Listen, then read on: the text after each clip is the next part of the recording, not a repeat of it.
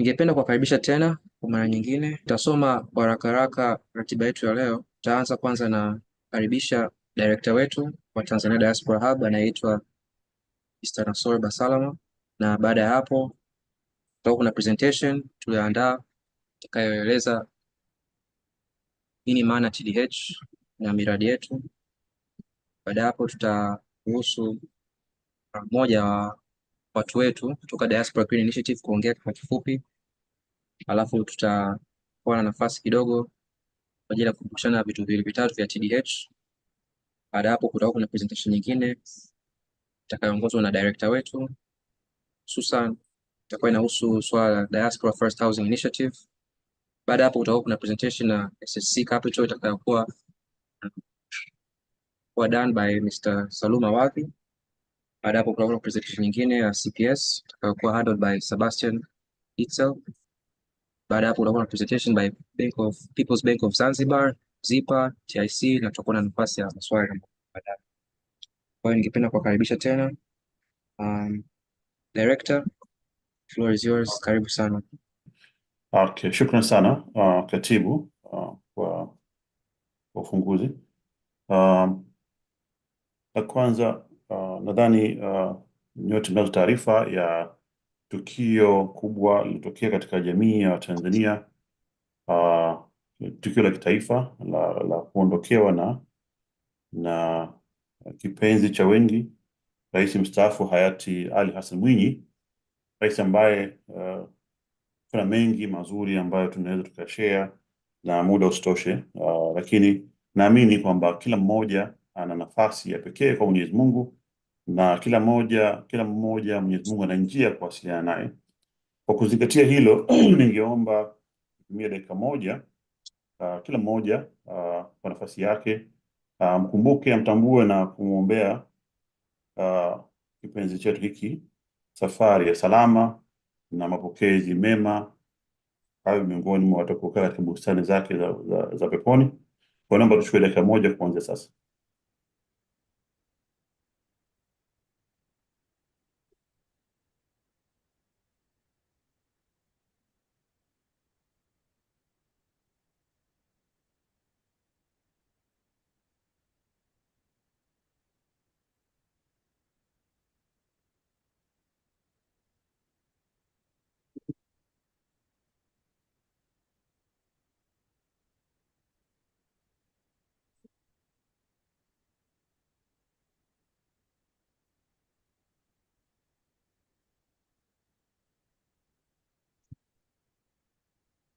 Amin.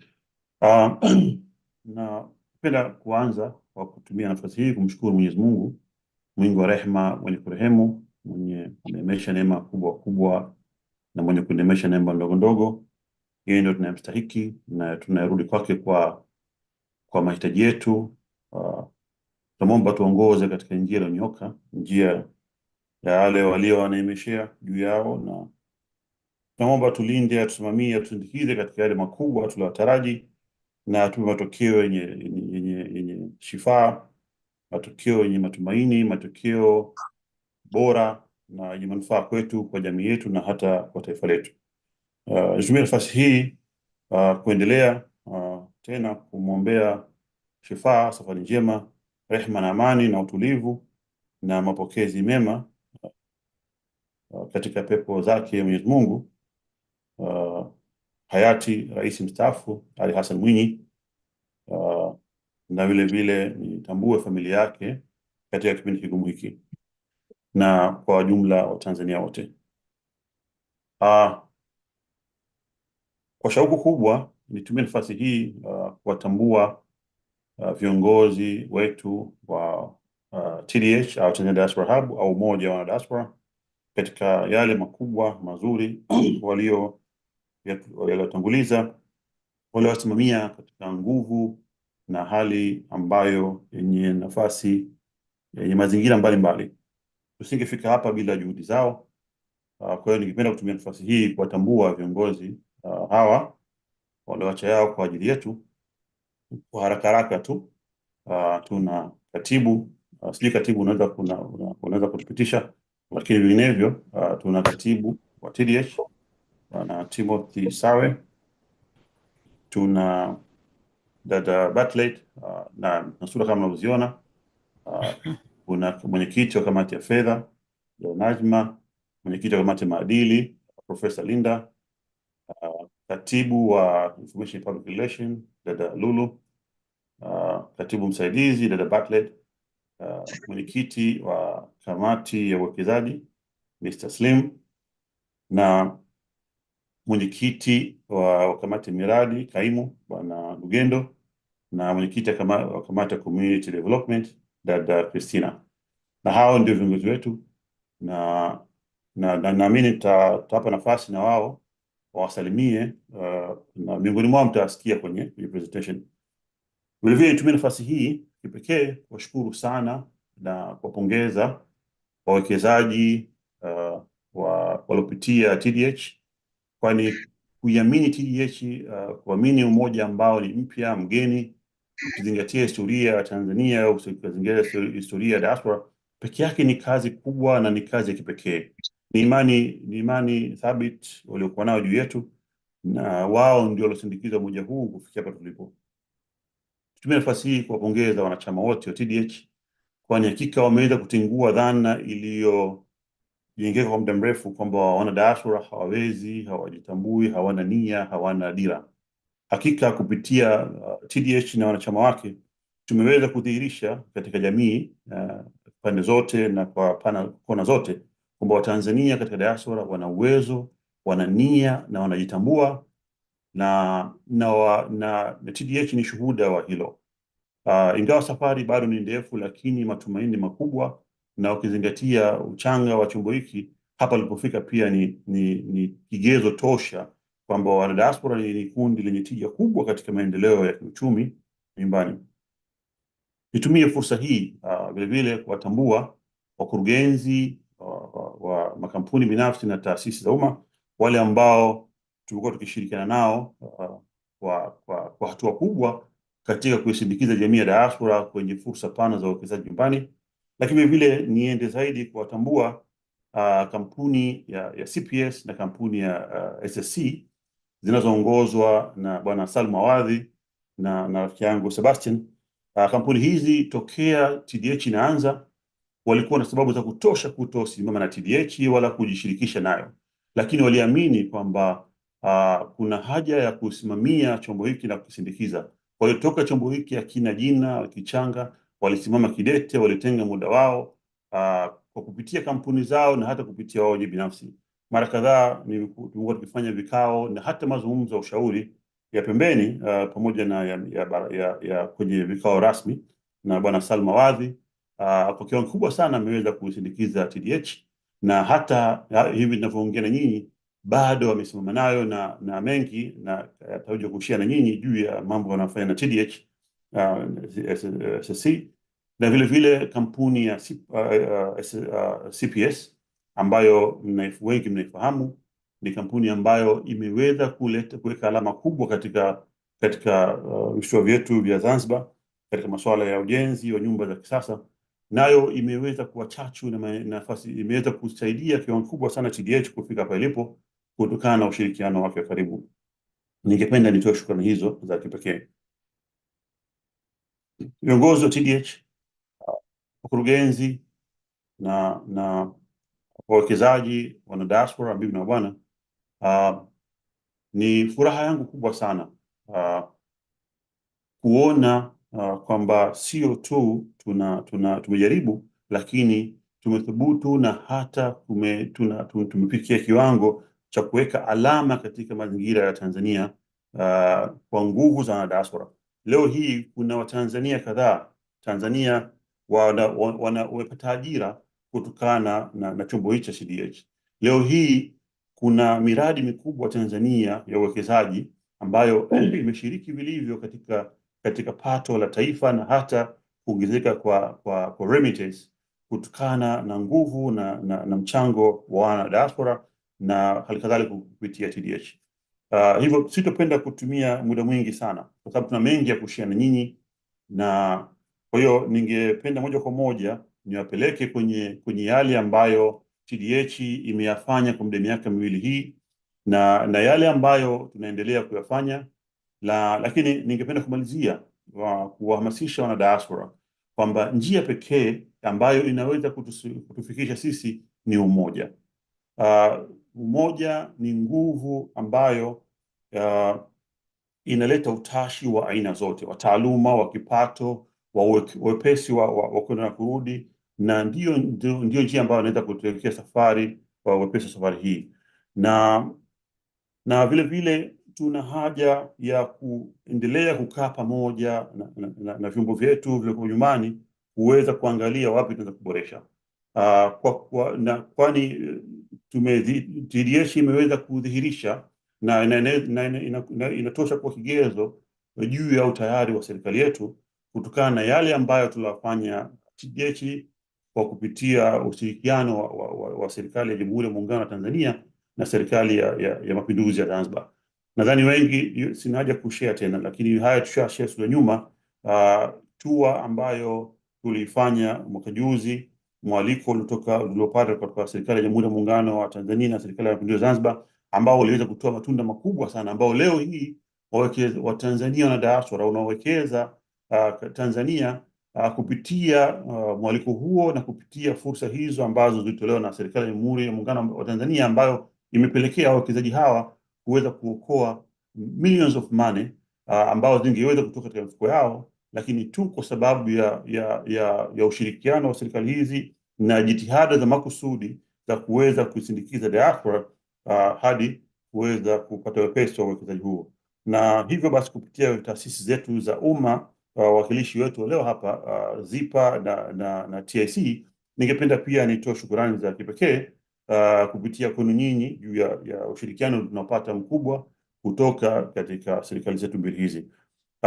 Bila kupoteza muda, kama nilivyosema, tuna mengi ya kushana nyinyi, basi ningependa kuwapitisha kidogo kwenye taswira ya TDH hadi hapa ilipo, na tutanyumbua zaidi katika yale ambayo tunasimamia sasa hivi kwenda katika hatua ya pili. Hivyo moja kwa moja ningependa kumkaribisha katibu wa TDH. Karibu utupitishe kwenye TDH ni nini, inafanya nini, iko wapi na inakwenda wapi. Karibu Bwana Timothy Sare. Asante sana Director. Naomba mniwie radhi, presentation yetu itakuwa kwa lugha ya Kiingereza. Bila Hivyo shaka. basi tutabadilisha lugha hapa. Natumaini mnaona screen yangu. Ndio. Tunaitwa Tanzania Diaspora Hub. We have prepared this presentation detailing a few investment opportunities for you living abroad and for you living in Tanzania, to go through who we are and our different investment projects. So what is our vision? Our vision is to create a platform for Tanzanians living abroad and those related to the mission so that they could invest, implement investment projects, facilitate economic liberation, and provide social security. We also envision to create better opportunities for the Tanzanians in the diaspora. We envision to build a bridge for Tanzanian businesses to the global marketing. And we also envision to identify investment opportunities for foreign investors. Our mission is to inspire, support, and accelerate businesses and investments by the global diaspora in Tanzania and strengthen its participation in and impact on the nation's economy. So who are we? We are a nonprofit organization dedicated to the empowering of the Tanzanian diaspora so they could invest in their homeland. We believe in the potential to drive economic growth for the Tanzanian diasporans and development. So we have 7 projects. We have Diaspora Sisal Farm, Diaspora Investment Fund, Diaspora Cashew Farm, Diaspora Poultry Farm, Diaspora Avocado Farm, Diaspora Fish Farm, and Diaspora First Housing Initiative, which we'll talk about. So what is Diaspora Sisal Farm? We have a project in Korogwe with a size of 2,500 acres, whose current phase is in the growing of 84,000 stems. We have planted these stems in 50 acres worth of land space. Our current capital raised is 69 million Tanzanian shillings, and our expected turnover in sales is 966 million within the next 4 years.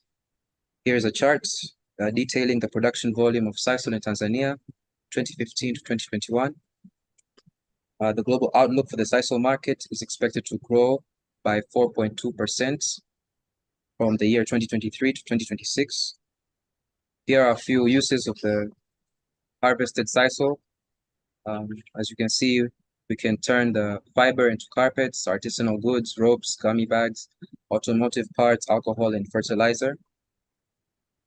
As you can see, the market is dominated mostly by baler and binder twines, the year 2020 to 2015. The biggest importers of Tanzanian sisal is China. From the charts, here is the photo showing our planted land that consists of 84,000 stems. And this is what we expect it will look like after 3 years when we will begin to harvest. It is harvested every 6 to 9 months for a period of up to 8 years. Our second project is called the Diaspora Fish Farm, located in Mashewa, Tanga. We own 12 cages for growing fish. Each cage can house 3,200 tilapia. We target to reach 36 cages. We've completed our first investment cycle where we had raised 34,200 fish and harvested 2.7 tons. We have also successfully purchased our own fish feeding machine. We have raised a capital of 99 million Tanzanian shillings, and we expect a turnover 99 million within the next 3 years with a net profit of 23 million. The global outlook for the fish market, the tilapia market to be specific, is 1.64% continual annual growth rates between the years 2021 to 2027. The global aquaculture production between 1990 to 2020 has been mostly dominated by, as you can see, China. We expect to occupy that part that says other. And here is an illustration of what our fish cages look like in Mashewa, Tanga. This is also another illustration of the machine that we have bought that will allow us to produce our own fish feed that can churn up to 500 kilograms of fish feed per hour. Our third investment project is called the Diaspora Cashew Farm. TDH manages the farming and exploitation of processed cashews. We are located in Singida. Size of investment is 100 million. We have so far raised 33 million, and we have completed the purchasing of 1,000 acres of land. We have already cleared 350 acres. We're currently on the purchasing phase, where we expect to start farming very soon. The global outlook for the cashew market is expected to grow by 4.6% between the years 2022 to 2031. The market size is split into different forms. There is the whole, roasted, powder, paste, and splits. As you can see from the charts, the market is growing. The Tanzanian outlook for this space is expected to grow by 4.48% between the years 2024 to 2029, where we expect this year will yield a total of $690 million US, and by 2029 it will yield 860 million USD. This is how our current farmland looks in Singida, and this is the expectation after 3 years, 2 to 3 years of growth. The trees are harvestable thereafter for a period of 10 to 20 years once they begin to fruit. Our fourth investment project is called the Diaspora Avocado Farm. TDH is in the stage of measuring and brokering a deal for the land use of 100 acres located in Jombe. We have already raised 76 million Tanzanian shillings. The global outlook for this market is expected to grow by 7.3% between the years of 2023 to 2030. Global avocado market is largely dominated by North America, as you can see from the illustration above. The fastest growing market is the Asia Pacific region. The market size by type is split into Bacon, Fuerte, Hass, and Sultano, which are all showing no signs of stopping in terms of growth. Among the largest producers in the world, Tanzania features right there in the middle, right above the United States of America. The Diaspora Poultry Farm is our fifth investment project, located in Mwanambaya, Pwani. TDH is raising broiler chickens for local consumption. We have completed different phases. We've completed up to more than 4 phases. Our first phase included the raising of 4,000 chickens. Then we went into 3,500 chickens. Now we're raising 1,000 chickens every week. Our capital raised is 97 million Tanzanian shillings. The global space is expected to grow by 1.34% between the years 2024 to 2029. The poultry market is split into different segments. The largest segment by form is the frozen poultry market, which occupies 48% of the entire market. Largest segment by region is the Asia Pacific region, which takes up 46.83%. The fastest growing segment by form is the processed poultry meat, but the fastest growing segment by region is our continent, the African continent, wherein Tanzania has approximately 72 million chickens, 40 million are indigenous breeds, ni kuku wa kienyeji, 32 million are commercial poultry, which include 24 million for meat and 8 million for laying eggs. This is an illustration showing our current farmland, our current chicken shed in Mwanambaya, Pwani. The Diaspora Investment Fund is our sixth business investment project, where we partner with SSC Capital to create a mutual fund for investors. The mutual fund is managed by SSC Capital, who will later come in and talk. The mutual fund will be invested in bonds, startup stocks, real estate, assets, and sukuk. The minimum deposit will be $100 for more young adults to learn about investment. The current phase is the setting up of bank accounts, and the capital to be raised is $200,000 US. The Diaspora First Housing Initiative, which the director will come and talk about a bit, is our seventh investment project. We are in partnership with a local organization funded by the World Bank, which have set aside 10 billion Tanzanian shillings to support the diaspora getting loans to developing land. The project will grant loans of up to 500 million Tanzanian shillings for real estate development to anyone who is a member of the initiative. Anyone seeking a loan must be an active member of Tanzania Diaspora Hub for at least 6 months. We're located in Zanzibar, and we're currently finalizing the Memorandum of Understanding. The Diaspora Green Initiative is one of our community development projects under Tanzania Diaspora Hub. Our aim is to clean oceans through various community engagement efforts. And we also hope that in cleaning oceans, we will also have another branch that will also consist of planting trees in areas that have been ravaged by ongoing deforestation. One of our speakers will highlight this cause in further detail. So why should you invest with TDH? We offer opportunities for the diaspora to leverage on existing local industries. We minimize diaspora reliance on foreign investment vehicles by guiding them to locally owned and managed businesses. And we also increase foreign capital circulation within Tanzania. How we run our operations? Well, investors sign up for annual memberships priced at $100. Each investment vehicle will have its own minimum investment amount, either per share or other agreement. These investments are long-term and may be resold according to the prior agreements. We also keep an account of every transaction and provide regular feedback in the form of monthly reports and weekly executive meetings. We have WhatsApp groups used to disseminate information for existing members. Our projects are mostly based in Tanga, Njombe, Singida, Zanzibar, and Dar es Salaam. So how you can become a member? The forms for membership are available on our website. After this talk, feel free to acquire, and $100 is the membership fee. Thereafter, followed by investment vehicle selection, and you can then proceed to place a minimum investment amount. The current projects that we are running have at least 3 years until maturity, and we have completed our first investment cycle for the diaspora fish farming. We expect that the shareholders will thereafter agree whether they should open their shares to the public or whether they will want the shares to remain closed. Diaspora First Housing Initiative and Diaspora Investment Fund are our newest projects that we would like to welcome all of you on board. Our impact: we create jobs in villages in the respective locations where our businesses are based. We have earned the trust of local governing institutions throughout the country, and we also have market penetration because our businesses operate inside and outside the country. Why you should sign up as a member? Well, our membership forms are available on the TDH website. You need only $100 to become a member, and thereafter, becoming a member allows you to be able to select any of the projects that I mentioned before. Why you should become a corporate member? You get a partnership stake with us and in our projects. You also are allowed to advertise your projects and products in our social platforms. The membership fee for corporate membership is $1,000 annually. And then we have our third category, which is called the honorary membership.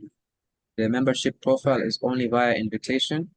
Prospective members can submit your self-nominations to our email, which is mentioned in the slide there, secretary@tanzaniadiaspora.org. Thank you very much for this presentation. Please forgive me if I went too fast. We'll have time for questions and answers in the coming few minutes. I would like to invite the next presenter, director, to continue his presentation on diaspora first housing.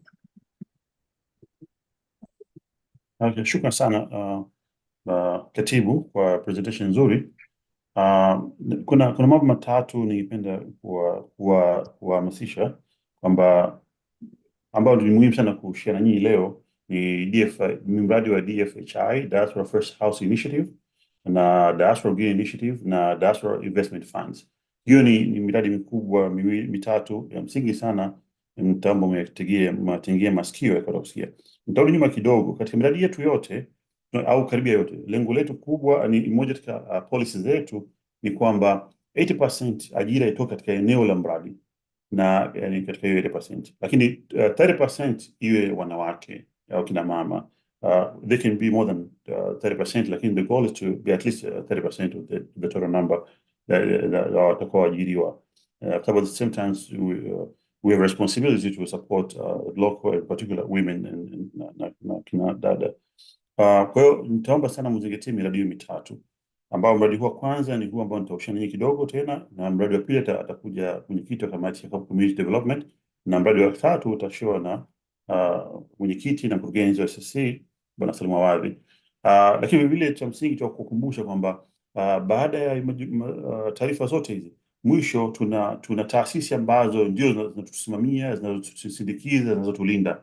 Taasisi taasisi za umma, ZIPA na TIC, ambao sasa wao wana responsibility kubwa sana ya kutusindikiza na diaspora katika fursa hizi za uwekezaji, na vile vile kushare na sisi elimu sahihi ya kutumia njia za kutumia katika uwekezaji. Kwa hiyo baada ya taarifa zote hizi watakuja na wao leo kuja kutuelimisha zaidi njia za kupita, kwa sababu lengo la msingi wana diaspora kuwekeza nyumbani na sio msingi kupitia kwenye TDH, ingawa tutapenda tupitie kwenye TDH kwa sababu tunaenda pamoja, lakini usata tukupitia kwenye TDH. TIC na ZIPA ziko hapa kwa ajili ya kutoa elimu pana kwa individual na magrupu wanataka kuwekeza nyumbani Tanzania. Kwa hiyo vile vile tunashukuru sana taasisi zetu hizi ZIPA na TIC zilizokuwa mstari wa mbele katika kusimamia diaspora kuhakikisha nayo inafaidika katika fursa pana hizi za uwekezaji.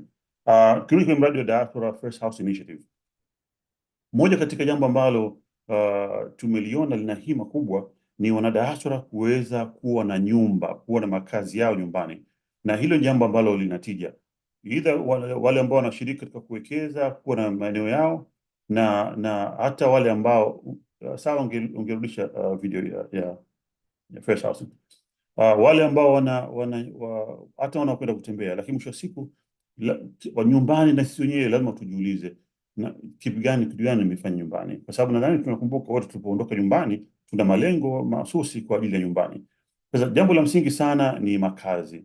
Kwa hiyo kutokana na ushirikiano na kampuni ambayo ilikuwa funded na World Bank, tumeweza kusecure 10 billion shilling kwa ajili ya members wa TDH kuweza kupata fursa kupata mikopo mpaka $500 kila mmoja, na kuwekeza kuanzia kwenye kununua ardhi, kujenga au kununua nyumba unavyotaka wewe, na ili kuweka wepesi kwa sisi na kuwa na makazi.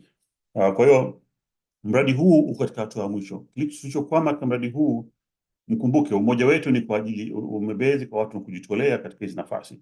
Tumekwama, tunahitaji wataalamu kwa upande wa usimamizi wa kamati ambao wako chini ya kamati ya uwekezaji wa mahesabu, ili waweze kusimamia kusindikiza mradi huu, lakini anytime mradi huu utakuwa uko tayari ku take off, na upande wa pili tayari washatengeza fund wanasubiri sisi tu.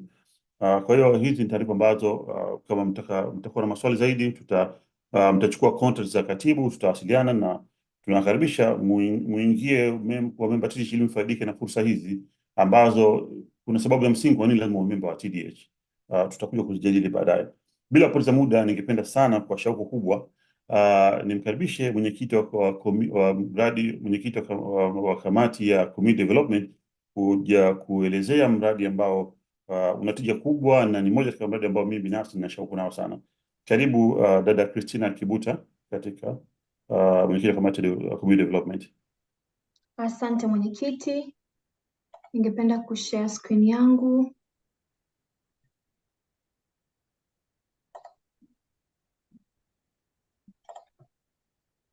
Kuna samani katibu, kuna kwenye chati pembeni nimepata taarifa kuna watu wako mlangoni, kwa hivyo naomba wakaribishe. Endelea dada Christina. Asante mwenyekiti, asante katibu kwa presentation zilizopita.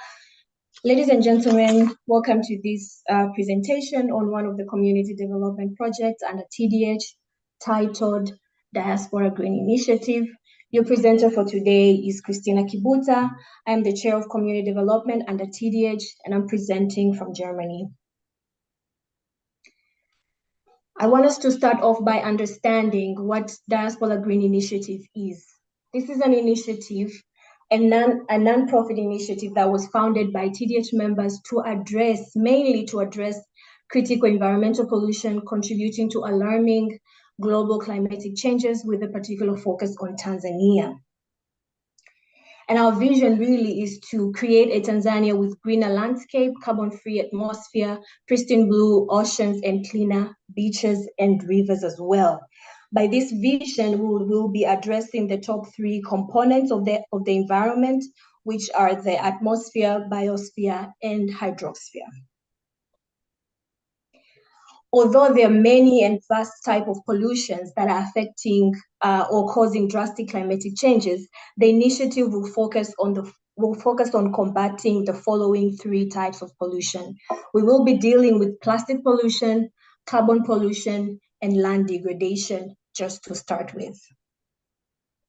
On the area of plastic pollution, our main focus will be the plastic waste that ends up on our beach shores, in the rivers, and in the ocean. Out of the 381 million tons of plastic trash that are being produced worldwide yearly, 14 million tons of these plastic end up in our oceans. And this is a very alarming phenomenon that has led to several organizations, including the Ellen MacArthur Foundation, to come up with an hypothesis that by 2040, there will be more plastic than fish in the ocean. Should this problem continue the way it is at this particular rate, then chances are that by 2040 we'll have more plastic than fish in the ocean.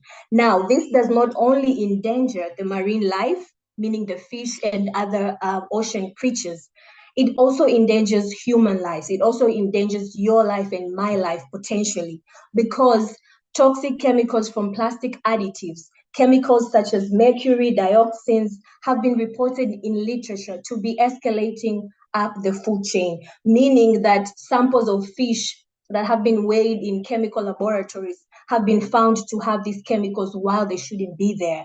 And after eating such kind of fish, these chemicals end up in our bodies that would cause liver issues, lung issues, and also heart problems. So this is a very alarming phenomenon that requires immediate intervention and innovative interventions, such as the Diaspora Green Initiative. On the aspect of land degradation, it's so alarming to know that 13% of Tanzania's landmass is affected by land degradation. And the causes of land degradation are known: poor farming practices, deforestation, overgrazing, loss of vegetation cover, soil erosion, soil pollution, and loss of biodiversity. The initiative is aiming to start with tackling the issue of deforestation. On the aspect of carbon pollution, the picture on your left-hand side or the right-hand side shows what are the sources of carbon dioxide emissions. Where do they come from? They come from fuel, they come from recycling, from gases. And the statistics of 2020 show that 10.9 million metric tons of carbon dioxide have been emitted in Tanzania. Now, the main issue here is carbon dioxide is one of the greenhouse gases. And if you know anything about greenhouse gases, you know that they contribute to global warming. And when the issue with global warming is that it contributes to changes of weather patterns. We have rainfalls on months we shouldn't have rainfalls. We have too much rainfall than the land can bear that will cause uncontrolled floods. So the initiative is also looking to come up with innovative ideas and solutions to combat the problem of carbon pollution.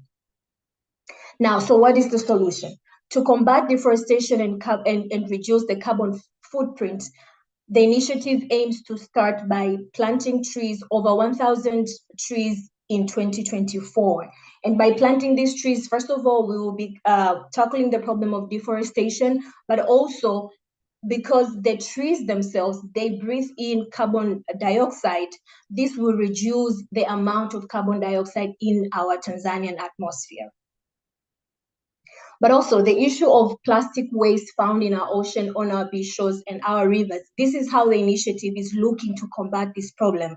We are going to organize periodic beach cleanups, starting with beach like Kawe Beach, Kivukoni Ferry, Pale Kivukoni, and also Coco Beach. We will also come up with innovative ways of blocking plastic waste from entering the Indian Ocean through rivers such as the Msimbazi River. It has been reported that the major sources of plastic waste entering the ocean are the rivers. This has been reported in China, in Asia, and even in Tanzania also, one of the rivers being Msimbazi River. So the initiative is looking to combat this problem by blocking this plastic waste coming from these rivers into entering our oceans. The project outline, by January, the project was initiated. In February, the project was accepted by TDH board members. And also now we are in March, we are officially virtually launching the project. The physical launch is looking to begin in April, where we will start by beach cleanups, followed by May, we'll have river cleanups, and also in June, we'll start the activities of planting trees. This is to show you that Tanzania Diaspora Hub is not only about investments, it also majors on the environmental conservation and sustainability of Tanzania. So you should be proud to be a part of such an organization. But how can we make this happen? How can we make this project, this initiative, and many others that are going to come after this sustainable? Kwa Kiswahili tunasema tutaifanyaje project hii iweze kuwa endelevu na iweze kuwa effective.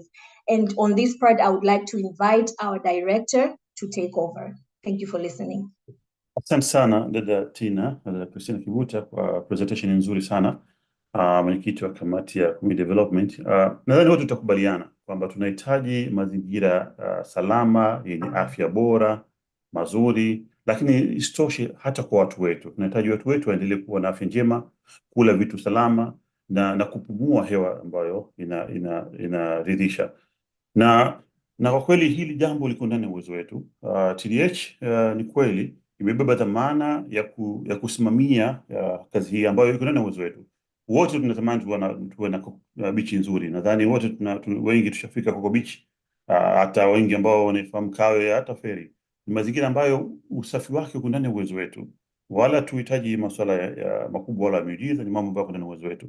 Lakini nguvu hizi zinahitaji nguvu za pesa. Kwa hiyo tumejitolea kwamba tusimamie mradi huu, lakini tunahitaji nguvu ya kila mmoja wetu ili tupendezeshe mazingira yetu na afya mazingira yetu na afya watu wetu. Kwa hiyo ningependa sana kuwasihi na kuhamasisha kwamba basi tuanze.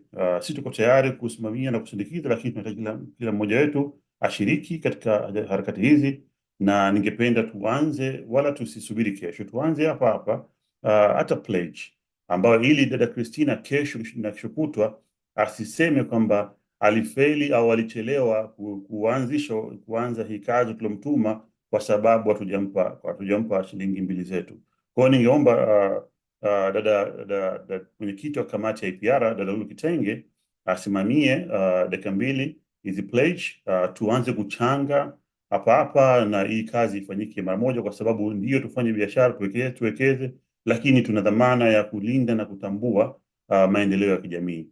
Karibu dada Lulu Kitenge, mwenyekiti wa kamati ya IPR, kusimamia mchango huu. Karibuni sana na asante sana mwenyekiti, asante sana mwenyekiti wa environmental dada Christina kwa presentation iliyo nzuri, na katibu karibuni sana. Na kama mnavyoona TDH imejitolea kusimamia mambo haya. Ni mambo mazuri sana kwa sababu inaonyesha jinsi gani TDH inathamini afya na mazingira ya nchi yetu, hususan kama alivyosema mwenyekiti hapo, kuweza kuja kwa pamoja na kuomba kwamba sote tukutane, na kama ikiwezekana, sio kwamba kama ikiwezekana, mimi naomba sasa hivi nianze na wewe mwenyekiti wetu wa TDH, nianze kuchukua pledges. Tunaanza na nyumbani.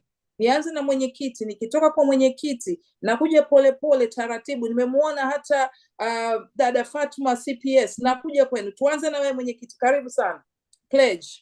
Asante. Mimi kwa niaba ya diaspora kwa TDH nitatoa shilingi milioni 1. Shilingi milioni 1. Katibu, shilingi milioni 1 inatoka kwa heshima ya mwenyekiti wa kamati ya development. Asante sana, tumefurahi. Katibu, umetoa hiyo milioni 1 kutoka TDH? Hiyo nimeipokea, asante sana. Tunakuja dada Fatma, karibu sana kutoka CPS. Tuendelee, ametufungulia njia. Asante dada Lulu. Kwa kweli sio vizuri kumzidi mwenyekiti. Naomba na mimi pledge milioni 1. Ruksa, tunakumbuka ni siku ya mzee Ruksa, kwa hivyo tuendelee. Ruksa, unakubaliwa, mzidi mwenyekiti. Tuendelee. Naogopa sana kumzidi mwenyekiti kwa kacha zetu. Sisi watu wa Tanga haufai kabisa. Kwa hivyo naomba ni pledge milioni 1. Milioni 1. Jamani, ni pia mweka hazina wa TDH. Karibu sana. Turudi nyumbani tena. Kaka Mungo. Mnanisikia hapa nadhani? Tunakusikia vizuri. Milioni ngapi tunaingiza tafadhali? Karibu sana. Ya, tumeshapewa onyo kwamba sio vizuri kumzidi mwenyekiti, kwa hiyo na mimi nitaishia kwenye milioni 1 na shilingi 1. Jamani, ruksa inaruhusiwa. Karibu, weka milioni 1, milioni 100. Karibu. Tuweke ngapi? Milioni 1. Milioni 1. Katibu, umerekodi hiyo? Milioni 1. Narudi kwa kakangu Saluma Wadh. Karibu sana. Tunaweka milioni ngapi? Karibu sana kaka.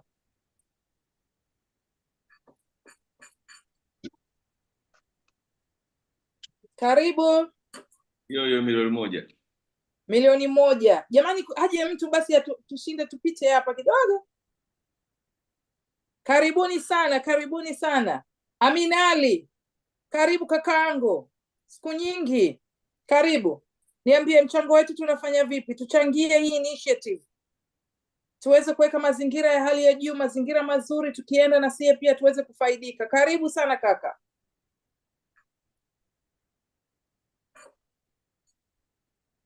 Karibu kaka Amina Ali. Wakati kaka Amina Ali itafakari, nimemwona dada Fatma hapa. Nadhani inatosha kwa sababu ya muda. Basi wengine ambao nimeshindwa kuwataja majina yenu, sio kwamba siwapendi, nawapenda, lakini kwa ajili ya muda naomba tufuatane nifuate kwenye box to chat, mnipe namba zenu pamoja na majina yenu na pledges zenu. Karibuni sana na kurudishia mwenyekiti. Asante sana. Na njia moja hapa kumtambulisha mwenyekiti wa kamati ya Information Public Relation. Shukran sana. Bila kupoteza muda, ningeomba sasa nimkaribishe bwana Saluma Wadhi, mkurugenzi wa SSC, kuwapa taswira ya SSC na mjue kwamba kwa nini tumechagua SSC katika dhamana ya kipekee kusimamia mradi wa kihistoria ambao atauelezea kiufasaha zaidi, na sidhani kama kuna mtu anaweza kuelezea kiufasaha zaidi yake yeye. Karibu bwana Saluma Wadhi. Asante mkurugenzi. just without spending a lot of time here, let me just share the slides. And we'll just go straight into. Sawa. Asante sana. Nashukuru for this opportunity kuweza kushare maelezo mafupi sana kuhusiana na SSC Capital. Nitaongea probably 2.5 minutes, alafu my colleague naye ataongea probably the same time, just to show you a snapshot ya jinsi the Diaspora Investment Fund will work. So SSC Capital is a boutique investment bank that has been operational for 13 years. We work in 5 areas. One is we do corporate advisory, we do asset management, we also do mergers and acquisitions, we raise money for companies, anything from $1 million, anything above that. And we also operate in the financial markets in terms of designing and developing financial products for the local market. So we've been involved heavily in the local and the regional market. We have served clients across Africa and in the Middle East as well. We have done hundreds of business cases. We have raised more than $300 million in both debt and equity. And of course, we operate in 3 markets. We are in Tanzania, Rwanda, and Dubai. So this is just the details of each service that we offer under corporate advisory. So we do strategy, we do market entry strategy for companies, multinationals that are looking to set foot in Africa.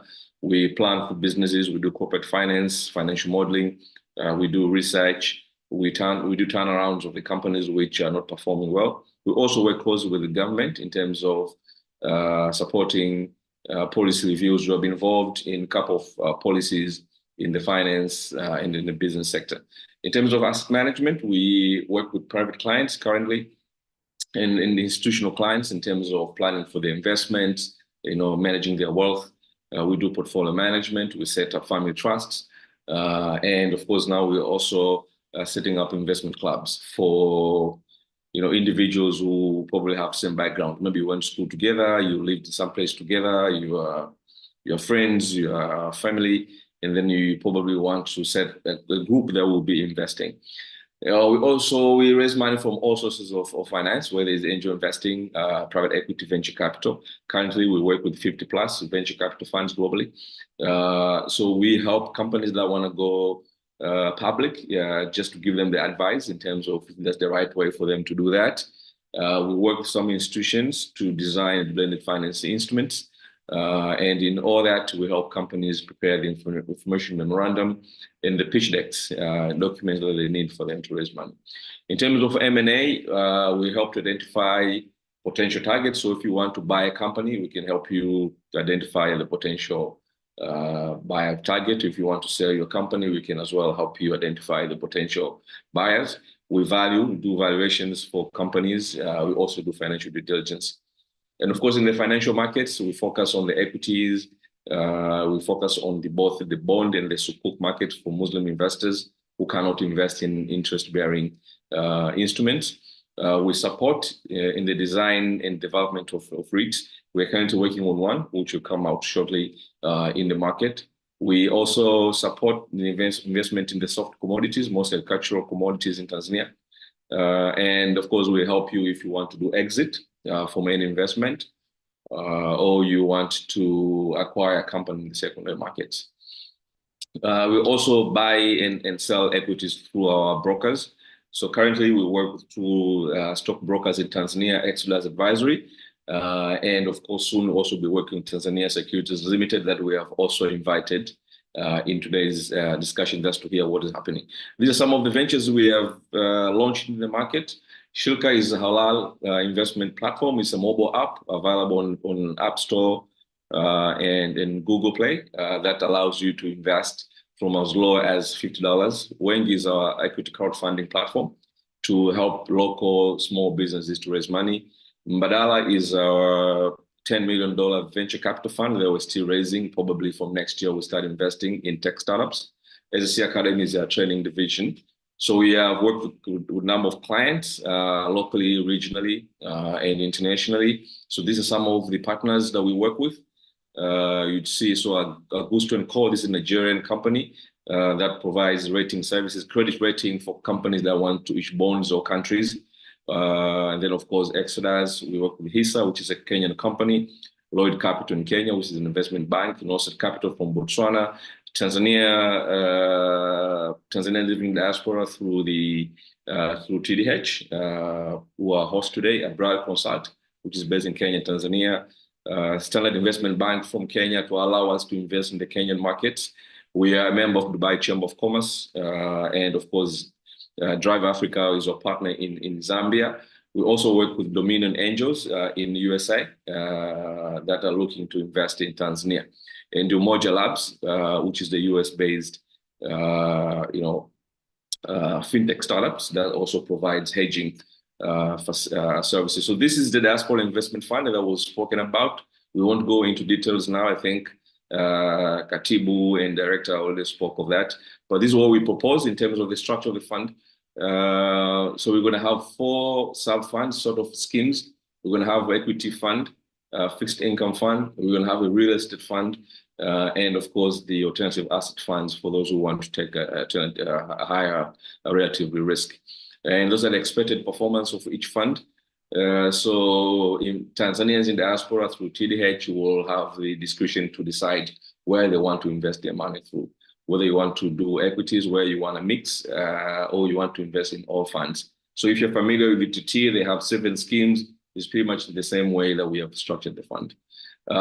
So allow me to stop here and ask my colleague Innocent to just share a snapshot of how the investment fund will work.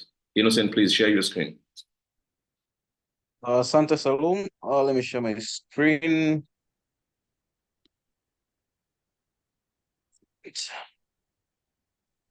Okay, I hope mnaona.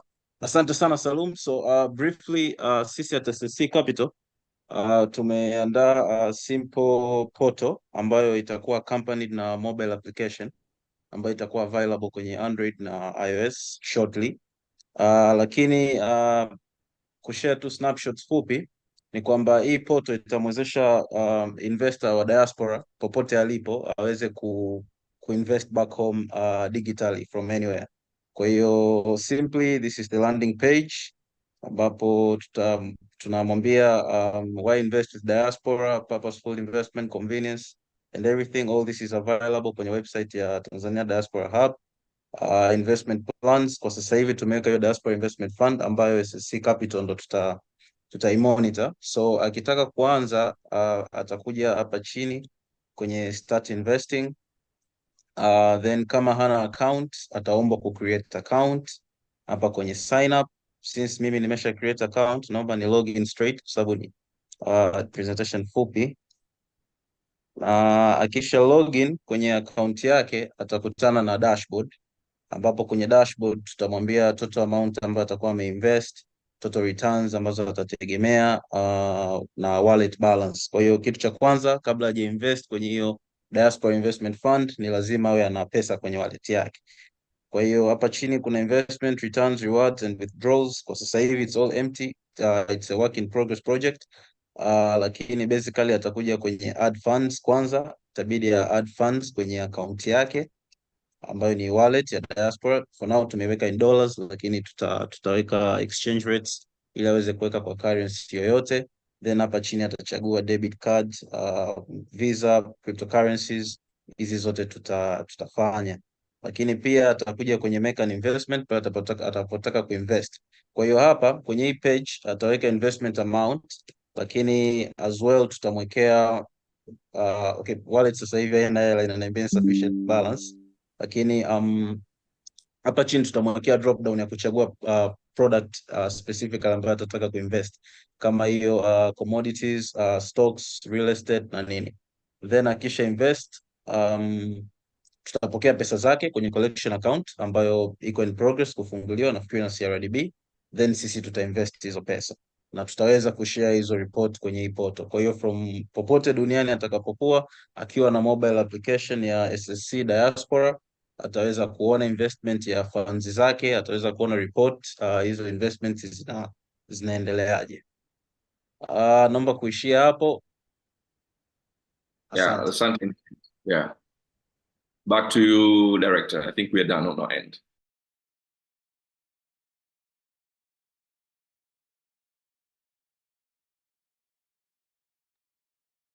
Okay, I see the director ana shida. Let me take Oh, over. sorry, nilikuwa nimejimute. Shukran sana Bwana Salum Awadhi na Bwana Innocent kwa presentation nzuri. Nadhani mtakuwa mmepata taswira nzuri kama nilivyowaambia mwanzo, naomba mzingatie sehemu tatu: mradi wa Diaspora First Housing Initiative, mradi wa Diaspora Green Initiative na mradi wa Diaspora Investment Fund. Na niwahakikishie tu kwamba sijui, labda kama nitakosea mtaniambia, lakini kama sikosei, huu utakuwa ni mradi wa kwanza katika historia ya Tanzania kuwa na platform ya mutual fund inayoruhusu wana diaspora kuweza kufanya uwekezaji wa namna hii mwepesi, wa haraka na salama, na mradi huu utakuwa unasimamiwa na timu ambayo imejengwa na SSC na TDH. Kwa hiyo nadhani ni sehemu muhimu sana ya tija ya kuwekeza kwa wana diaspora, na kwa kweli ni furaha na shauku kubwa sana yetu kuwa na mradi kama huu, na ni shukrani za pekee ziende kwa SSC kwa kuridhia kufanya kazi na sisi, na wahakikishie tu kwamba haikuwa kazi nyepesi kuichagua SSC. Tumeveti vya kutosha na tumeveti kampuni mbalimbali, na tumeona hakuna kampuni bora ya kufanya nao mradi huu kama SSC, na chini ya usimamizi wa Bwana Salma Wadhi ambaye amekuwa mkarimu toka siku ya kwanza kuwa mmoja wa washauri wa masuala ya uwekezaji katika TDH. Shukran sana kwa presentation hii. Nadhani very soon tukilanchi, kwa kweli tutategemea namba kubwa sana itajitokeza kimbilia fursa hizi.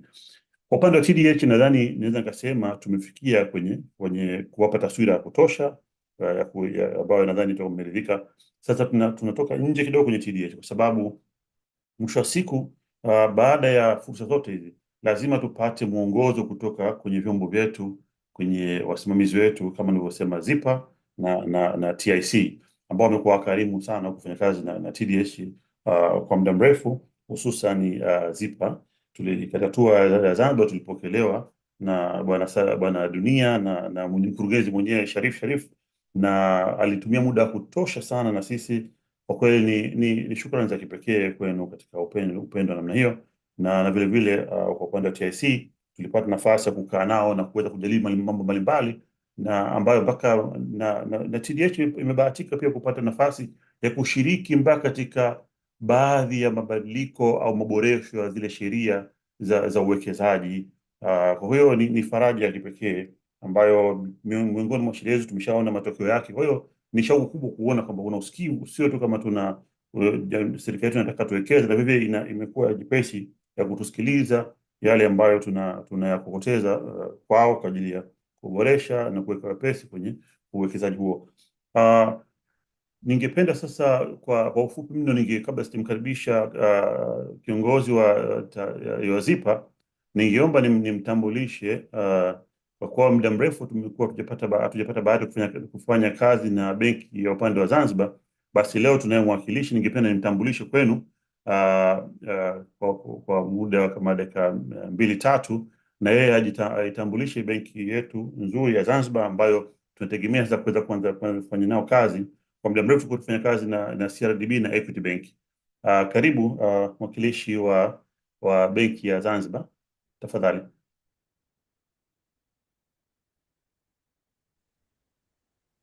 Nashukuru sana. Naitwa Seif Suleiman Mohamed, meneja masoko na kuendeleza biashara benki yetu ya Zanzibar. Nashukuru sana kwa fursa hii benki yetu ya Zanzibar kwa ni nafasi ya mkutano huu wa leo muhimu ambao kuhusiana na Tanzania Diaspora Hub. Na sisi benki yetu ya Zanzibar kama tunavyofahamu ndio benki kubwa kwa upande wa hapa Zanzibar, ambayo inamilikiwa kwa 100% na Serikali ya Mapinduzi Zanzibar. Ni benki ambayo imekuwa zaidi kwa miaka mitatu hii, na kwa kiasi kikubwa tufahamu kwamba benki yetu ya Zanzibar ni benki kongwe ambayo imeanzishwa tangu 1966. Kwa hiyo tunashukuru sana Tanzania Diaspora Hub kwa maelezo ambayo tumeyasikia leo kwamba katika program mbalimbali sisi benki yetu Zanzibar tunaona tunaweza kufanya kazi kwa ukaribu zaidi pia na Tanzania Diaspora Hub katika area zote tatu zilizoelezwa. kuanzia tangu miradi na mpaka mwisho alipozungumziwa masuala ya environment, na sisi tutakuwa pamoja katika maeneo mbalimbali. Hatukupledge hapa, lakini naamini kila program ambayo itaandaliwa na Tanzania Diaspora Hub, basi sisi benki yetu Zanzibar tutakuwa nafasi, tutakuwa katika program hiyo na tutashirikiana. Kiukweli tulikuwa tuna slide zetu hapa, ningeomba pia tushare kama tutapata fursa hiyo. Yes, bila shaka. Naam. Katibu msaidie.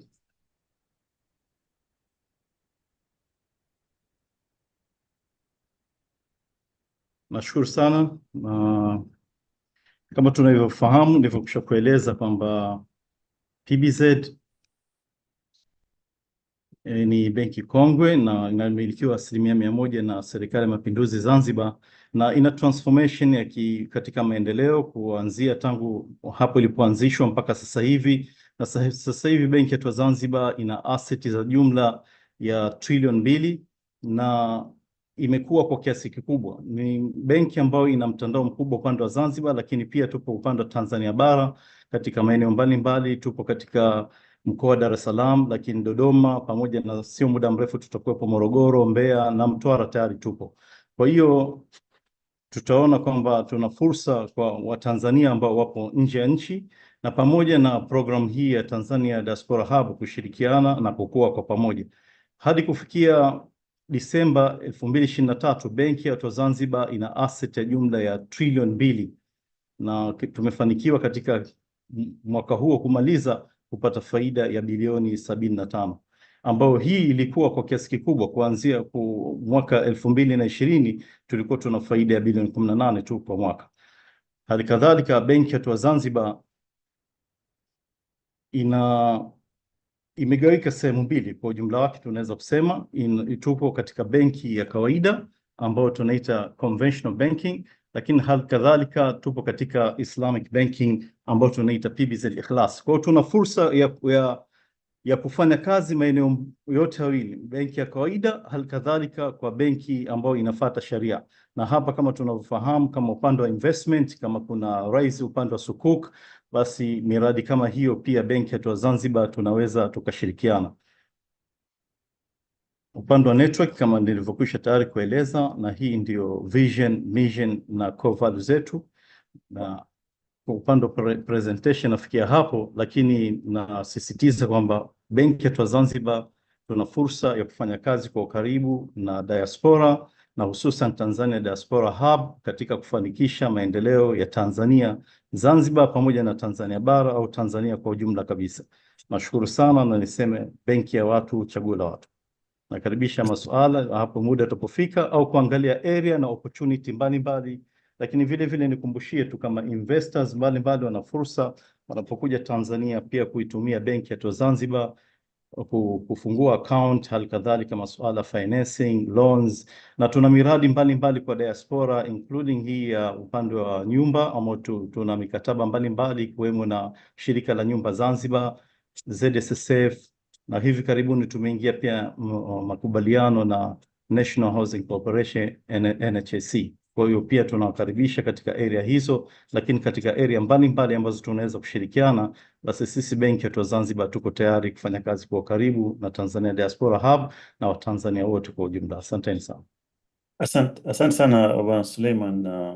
Nimefarijika sana kusikia tayari na shauku ya kutaka kufanya kazi na TDH, na zaidi katika kushiriki kwenye jitihada za kuchangia maendeleo au maboresho ya mazingira yetu au miradi ya community development.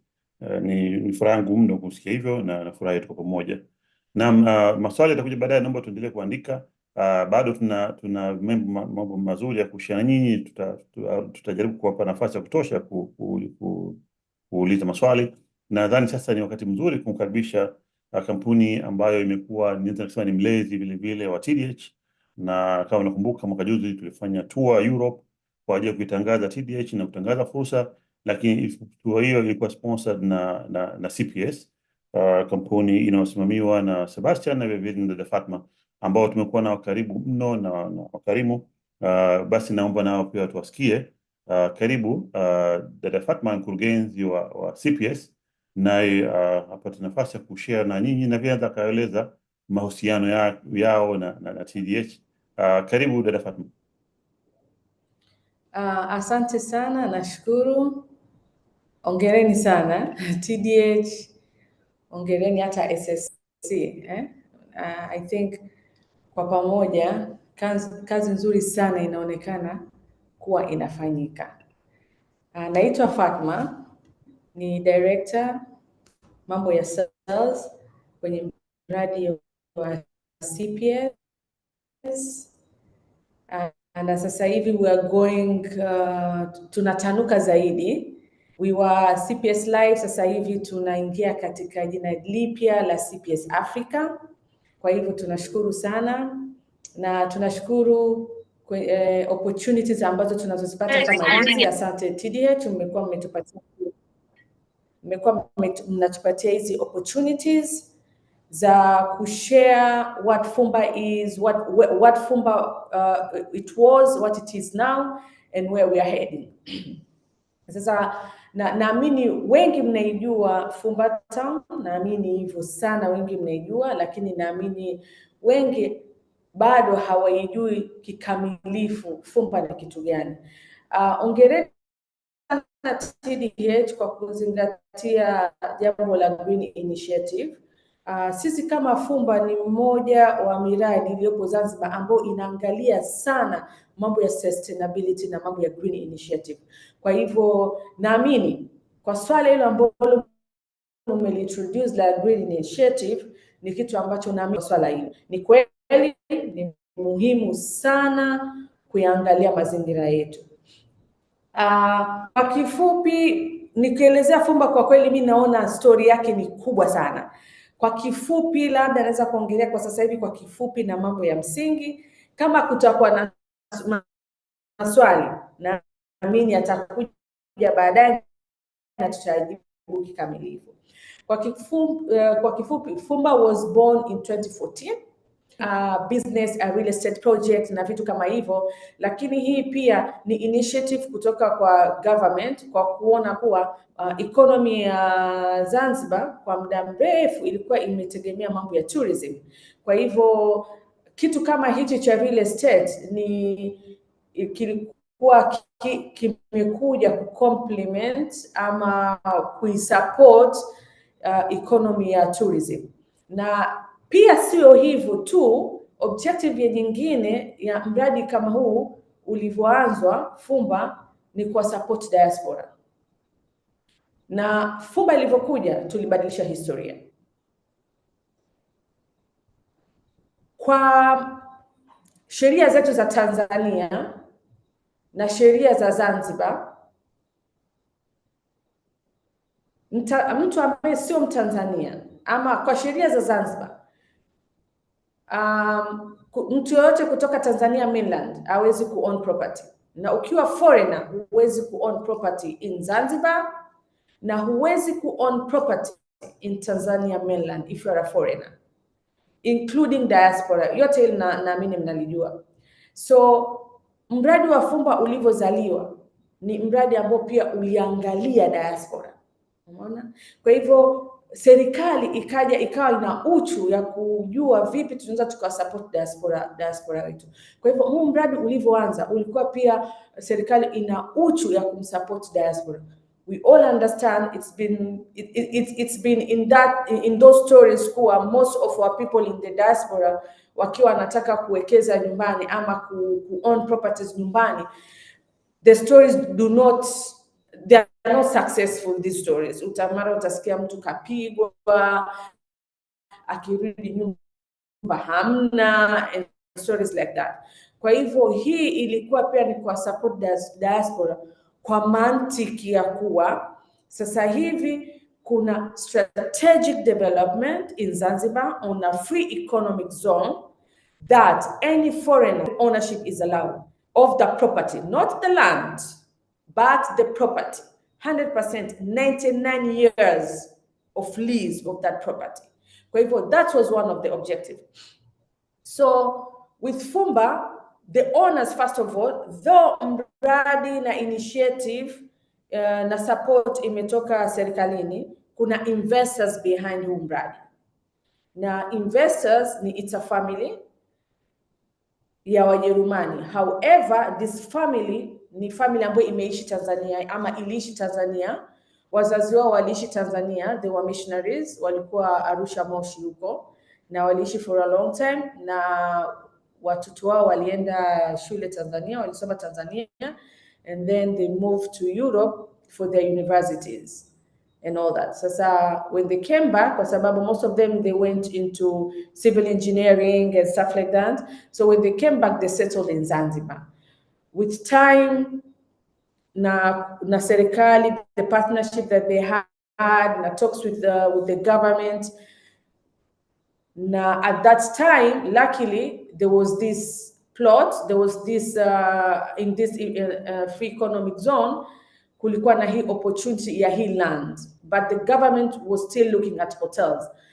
Lakini ile area, it was not very attractive for hotels. Kwa hivyo, when they came with these ideas, na wao wakaingia kama investors that they were ready to invest here. Now, when they opened those, when they opened that opportunity, tuliona a lot of diaspora support. As we speak at the moment with Fumbatan, as we speak at the moment, from the 1,300 units that we've sold and around 800 that has handed over, na sasa hivi 350 units watu wamezirent ama the owner are living in them.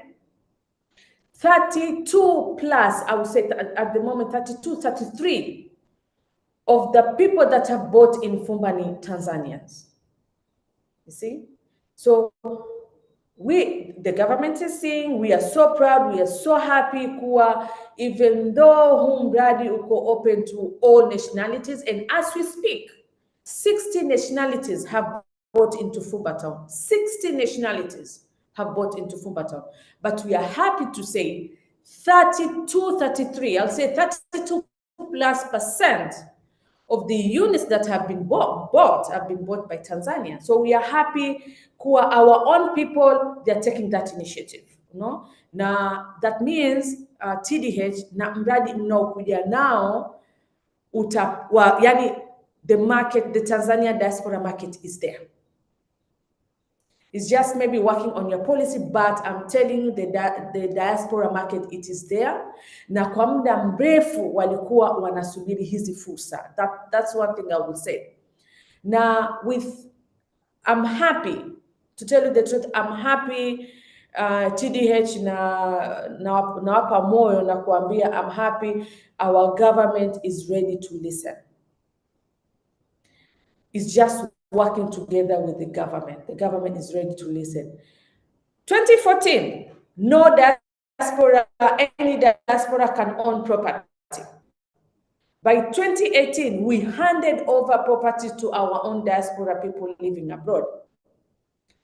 By 2023, that is mwaka jana naweza kusema, the banks, at the moment, our financial partners, different banks, Absa, Azania, NMB, NBC, CRDB, the banks now have opened up to diaspora for mortgage. Yeah, that means if you're a Tanzanian with a foreign passport, now you can get a mortgage and buy property in Fumba. As long as you have those documentations and you are employed, at this moment, you can get a mortgage. So we were not there. And as we speak at the moment, Pia, issue of resident permit, it is out now. It went as a bill, imekuwa passed as a law. Now it is there, it is in the immigration policies and whatever documentation. It's also in the website. Class C11 of the permit is a person who has bought a property, and that property has to be under ZIPA and under TIC. The only thing hapa ni kuwafahamisha vizuri, please take in mind kuwa, and that it is not any other property in Zanzibar that you can buy from $100,000, you get a resident permit. No. And one of them is Fumba Town. So sije ukatoka ukaenda Jang'ombe ukanunua nyumba ukaona utapata resident permit. No. That property has to be under ZIPA recognition. ZIPA lazima. Na ZIPA, they have their strategic investment areas for real estate. Not any other property unaokwenda kule sijui daraja bovu, sijui wapi, and then you feel like, oh, now I can get a resident permit. No, it's not like that. Kwa hivyo, if ZIPA here, na ZIPA watatuambia zaidi kuhusu hilo swala, okay? And why I'm also so happy with TDH na the Green Initiative, sisi kama Fumba Town, naomba niseme kwa mara nyingine tena, kisiwa chetu cha Zanzibar ni kidogo. We are talking about 2,400 square kilometers. Kisiwa chetu ni kidogo. We need to take care of our island. The type of community that we are building, remember sisi, we are on 149 acres, building around 5,000 plus units. We are facing the ocean. We are not far from the town and we are facing the ocean. But we need to take care of our island. And among the initiatives ambayo Fumba tumekuwa tunafanya ni an approach ambayo ni a sustainable approach inaitwa permaculture. Permaculture, it's about taking care of the earth, taking care of the people, taking care of the environment, making waste to be a resource, and stuff like that. So we are doing this permaculture, what do you say? This whole permaculture approach to go with the UN SDGs. And as we speak, we are on the process of being signed by UN. We are on the process. We are not there yet, but we are on the process. We are on the checklist. We are still checking our list to be signed by UN to be signed as a sustainable community in Zanzibar. That is why another initiative, apart from building trees, apart from growing trees in our community and make it green and all that, manake, the whole area of 600,000 square meters, 30% is about green. The rest is about buildings and swimming pools and other infrastructures. Lakini 30%, it's all about green islands, green rooms, trees, fruits, and stuff like that, okay? So, also, to add on that, when all things goes well, we say, inshallah, this year, tutaweka a groundbreaking history of our Burj. Burj, it is a mass timber technology building, 96 meters high. At the moment, the highest is 86 meters high in US. Inaitwa the accent. Ya kwetu itakuwa 96. So hopefully by the time tutakapoimaliza kuijenga in 2028, it's gonna be the highest in the world, built by timber technology, engineered wood. You see, so hiyo tunafanya hiyo pia ni kusupport the green initiative when it comes to Fumba Town and building all this stuff. Where we are pia, tuko katika sehemu ambayo there's a lot of mangrove and all that. We are not going to cut down the mangroves. Also, we are on the cliff. Lakini we are not going to put sand, kutengeneza like fake beach just for people to be on the sun. No, we will take care of the environment. We are taking care of environment all the way. Yeah, from the day we started mpaka tutakapokuja kumaliza. That's why pia tuna advocate sana for houses within Fumba ambazo zimejengwa na engineered wood. And that means it's not about cutting trees, but it's also advocating for agriculture ya mambo ya miti na mimea. Kwa hivyo it's not about tuende labda Mbeya tukate misitu yetu tuje tutengeneze nyumba ya Fumba, lakini ni to advocate, jamani, kuna kilimo kipya. I've seen TDH, we are doing a lot of agriculture, lakini with Fumba tunasema pia tuna kilimo kipya ambacho hichi kilimo kinaangalia miti. Unaona, tupande miti tuweze kuvuna, tuweze kuuza, tujenge nyumba, tu export nje kwa wale watu ambao bado wanahitaji nyumba za mbao ambazo nyingi nje wanazohitaji sasa hivi. Tuangalie na hichi kilimo. Kwa hivyo I think pia TDH in the future jaribuni pia kuangalia on that matter ya growing of trees, lakini not only growing of trees but having a company in Tanzania ambao inaweza ikatengeneza these engineered woods and build houses with them, kwa sababu at the moment with all the trees that we have in Tanzania, almost 50% of Tanzania is forest, with all the trees that we have in Tanzania, yeah? Lakini bado we don't have proper company to manufacture building materials or timber materials that we can use in building. For Fumba, we still export them.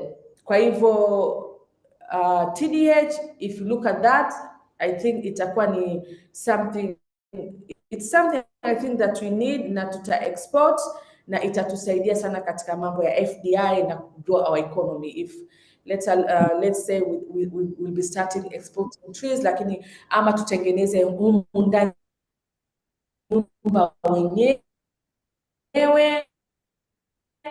tupate miradi ama kampuni zinaweza kutengeneza alafu tuta export. I think that is also something kwa hivyo kwa kiufupi sana, lakini Fumba ina mambo mengi sana naweza kusema, lakini because of time and time is limited na tuna wenzetu wengine hapa, naomba niishie hapo. Asanteni sana. Shukran sana dada Fatma, mkurugenzi wa ZIPA wa CPS kwa presentation nzuri, na ni furaha na faraja kubwa kuona kwamba kampuni ya CPS pia imezingatia mazingira, na nami tutafanya nayo kazi kwa karibu. Na pia ndio kujulisha au kufikisha salamu za diaspora, tunasubiri mradi wa South Beach. Tunataka tupate nafasi ya kuwekeza kwa pamoja as a TDH and diaspora, kwani tunaamini ni mradi ambao ni mzuri na utavutia sana wengi. Kwa naamini siku za mbele tutakaa chini pamoja na kuangalia moja miradi mingine, basi ile kiu yetu kwenye South Beach project. Shukran sana Fatma kwa presentation, lakini pia nikushukuru kwa mchango wako na mchango wa CPS katika kuchangia mfuko huu wa Diaspora Green Initiative, na naamini mengi yanakuja mbele. Sasa nadhani tumeshasubisha kutosha ambao ni watu muhimu sana, ingawa tumeweka mwisho ni kwa sababu baada ya kuwapa mengi sasa tuwape sasa mwongozo, na mwongozo so sehemu bora ya kupata mwongozo zaidi ya ZIPA na TIC. Yaani hakuna sehemu bora zaidi hizo. Basi nadhani kwa ridhaa yenu, nashukuru sana kwa subira zenu na wakilishi wetu wa taasisi hizi mbili. Basi nadhani sasa nimkaribishe nadhani rafiki yangu wa karibu Bwana Dunia, ambaye amekuwa mkarimu sana, alitupokea kwa faraja kubwa kule Zanzibar na kutupa tour ambayo ilikuwa kwa kweli ni ya kipekee. Hata profesa atakuwa anamkumbuka vizuri. Karibu Bwana Dunia, kama mwakilishi wa ZIPA, sasa utupitishe katika hizo taratibu, sheria, mwongozo, yale mapya yanayokuja na yaliyotangulia. Karibu sana. Asante sana mkurugenzi. Asante sana kwanza kwa mwaliko, kutualika sisi kama ZIPA. Lakini pia nimefurahi kukuona tena mkurugenzi. Nakumbuka last time tuliona na Pemba kabisa katika harakati za kutafuta fursa za uwekezaji kwa ajili ya diaspora pamoja na timu yako nzima. Sasa tutafanya presentation, lakini kuna mkurugenzi wangu anaitwa Emmanuel Mashimba. Mashimba? Yes, atatuongoza. Yupo, yes, ameingia sasa hivi. Alikuwepo katika shughuli za kimsiba, lakini ndo ameona join na sisi. Habari za asubuhi. Karibu sana Mr. Mashimba. Asante sana. Nilikuwa sija kuona, kwa hiyo na maana ni yeye radhi. Nimeingia kwa kuchelewa. Ndio. Nilikuwa kwenye namalizia mambo ya nani haya. Na nimechelewa kufika nyumbani. Ndio. Lakini niwapongeze kwa effort hii ambayo umechukua na kwetu system na kusaidia kuwafikia wateja mbalimbali wakiwepo of course ambao walengwa kwa mkutano huu diaspora, lakini pia najua ni sisi tukisikia na nyinyi ambao mko huko karibu na hao wateja wengine mtawaambia na wengine na wengine, na hii ndio inazalisha matunda kwa ajili ya Tanzania. Tunapata wawekezaji, ama ni wawekezaji wa ndani ama ni diaspora, lakini pia na wawekezaji wageni. Sasa No. Unataka tu share PowerPoint au ulipata nafasi ulitaja nayo? Okay, naona umejimute eh? Mr. Shimba, simu yako iko muted. hello. Okay, nakusikia sasa hivi. Simu yako ilikuwa mute mwanzo. Yeah. Nitafanya nani hiyo introduction, alafu Dunia ataendelea na presentation. Dunia, nitaomba uendelee na nini, natumia simu, naweza nikaa na limitation ya nani ya internet hapa sehemu nilipo. Kwa hiyo tumefanya review basically ya sheria yetu, lakini hasa ni kutokana na recommendation ambayo tumekuwa tukizipata kwa juhudi ambayo tumekuwa na nyinyi kwa miaka hiyo iliyopita, miaka mitatu, na najua TDS ilikuwa ni very effective, tunafanya kazi na sisi. Kwa hiyo mmefanikisha kutushawishi Zanzibar, tumefanya mabadiliko ya sheria na tumeincorporate diasporas ambao very open inataja na kutambua nyinyi ni wawekezaji, na of course na watu wa immigration na wenyewe wamefanya marekebisho, wanatambua sasa hivi diaspora, lakini pia na sheria za immigration zimebadilishwa kama ninavyosema, zinaruhusu hata ukistaafu unaweza ukahamia kabisa Tanzania na passport yako ya US na ukaweza kukaa hapa na unatambulika kabisa ni kama wewe ni diaspora kwa mujibu wa sheria za Tanzania. Kwa baada ya hiyo introduction nitamuomba Dunia ushare, nitakuomba nani ushare hiyo nani hiyo presentation yetu, alafu Dunia ataendelea nayo. Dunia please. Shukran sana Mr. Mashimba, na tukiwa tunamsubiri Dunia, ningependa kueleza jambo moja ambalo la msingi sana, na hilo nilishalizungumza mara kadhaa. Kwa kweli ni furaha kubwa kuwa na chombo kama ZIPA na TIC, kwa sababu TDH imekuwa imetumia nafasi nzuri kwa niaba ya diaspora kutoa ushauri na kweli vyombo taasisi serikali zetu zimekupitia taasisi hizi zimekuwa zikitusikiliza na hata sheria kadhaa tumeziona zimebadilishwa, na ni kutokana na jitihada ya usikivu. Kwa hiyo ningependa kutumia nafasi hii wana diaspora kuhamasisha kwamba tusisite kuendelea kutoa ushauri, na anaweza kutoa ushauri moja kwa moja kupitia chombo kama TDH ambayo kina nafasi rasmi ya kupeleka mapendekezo na channel ambazo zimetayarishwa kwa ajili ya kutusikiliza, na vile vile kwenye website yetu kuna sehemu ambayo inapokea mapendekezo na pia tafadhali unaweza kutumia nafasi hiyo kutoa mapendekezo. Akinlisti sheria kadhaa ambazo tumejadili na tumetoa ushauri na tumeona zikifanywa kazi na hata tumeona zikiwa katika mabadiliko. Kwa hiyo nikushukuru Bwana Mashimba kwa jitihada hizo, na matumaini yangu tutaendelea kufanya kazi kwa pamoja na karibu. Mwaka juzi tuliandaa MOU ambayo ilitayarishwa na mwanasheria mkuu wa Zanzibar, na lengo ni kwamba kufanya kazi kwa karibu zaidi diaspora na ZIPA kupitia TDH. Kwa hiyo niomba pia kufikisha shukrani zetu hizi na kwa mkurugenzi Sharifu vile vile. Shukrani sana. Karibu Bwana Dunia. Asante sana Dunia, naomba uendelee na presentation please. Asante sana mkurugenzi. Katibu, naomba utudisplay ile presentation. Tutajaribu kugusia tu baadhi ya maeneo kwa sababu mengi tayari tushakuwa covered na mkurugenzi. Katibu sawa, Timothy karibu. Share presentation kama ipo karibu. Sawa, dakika moja tu.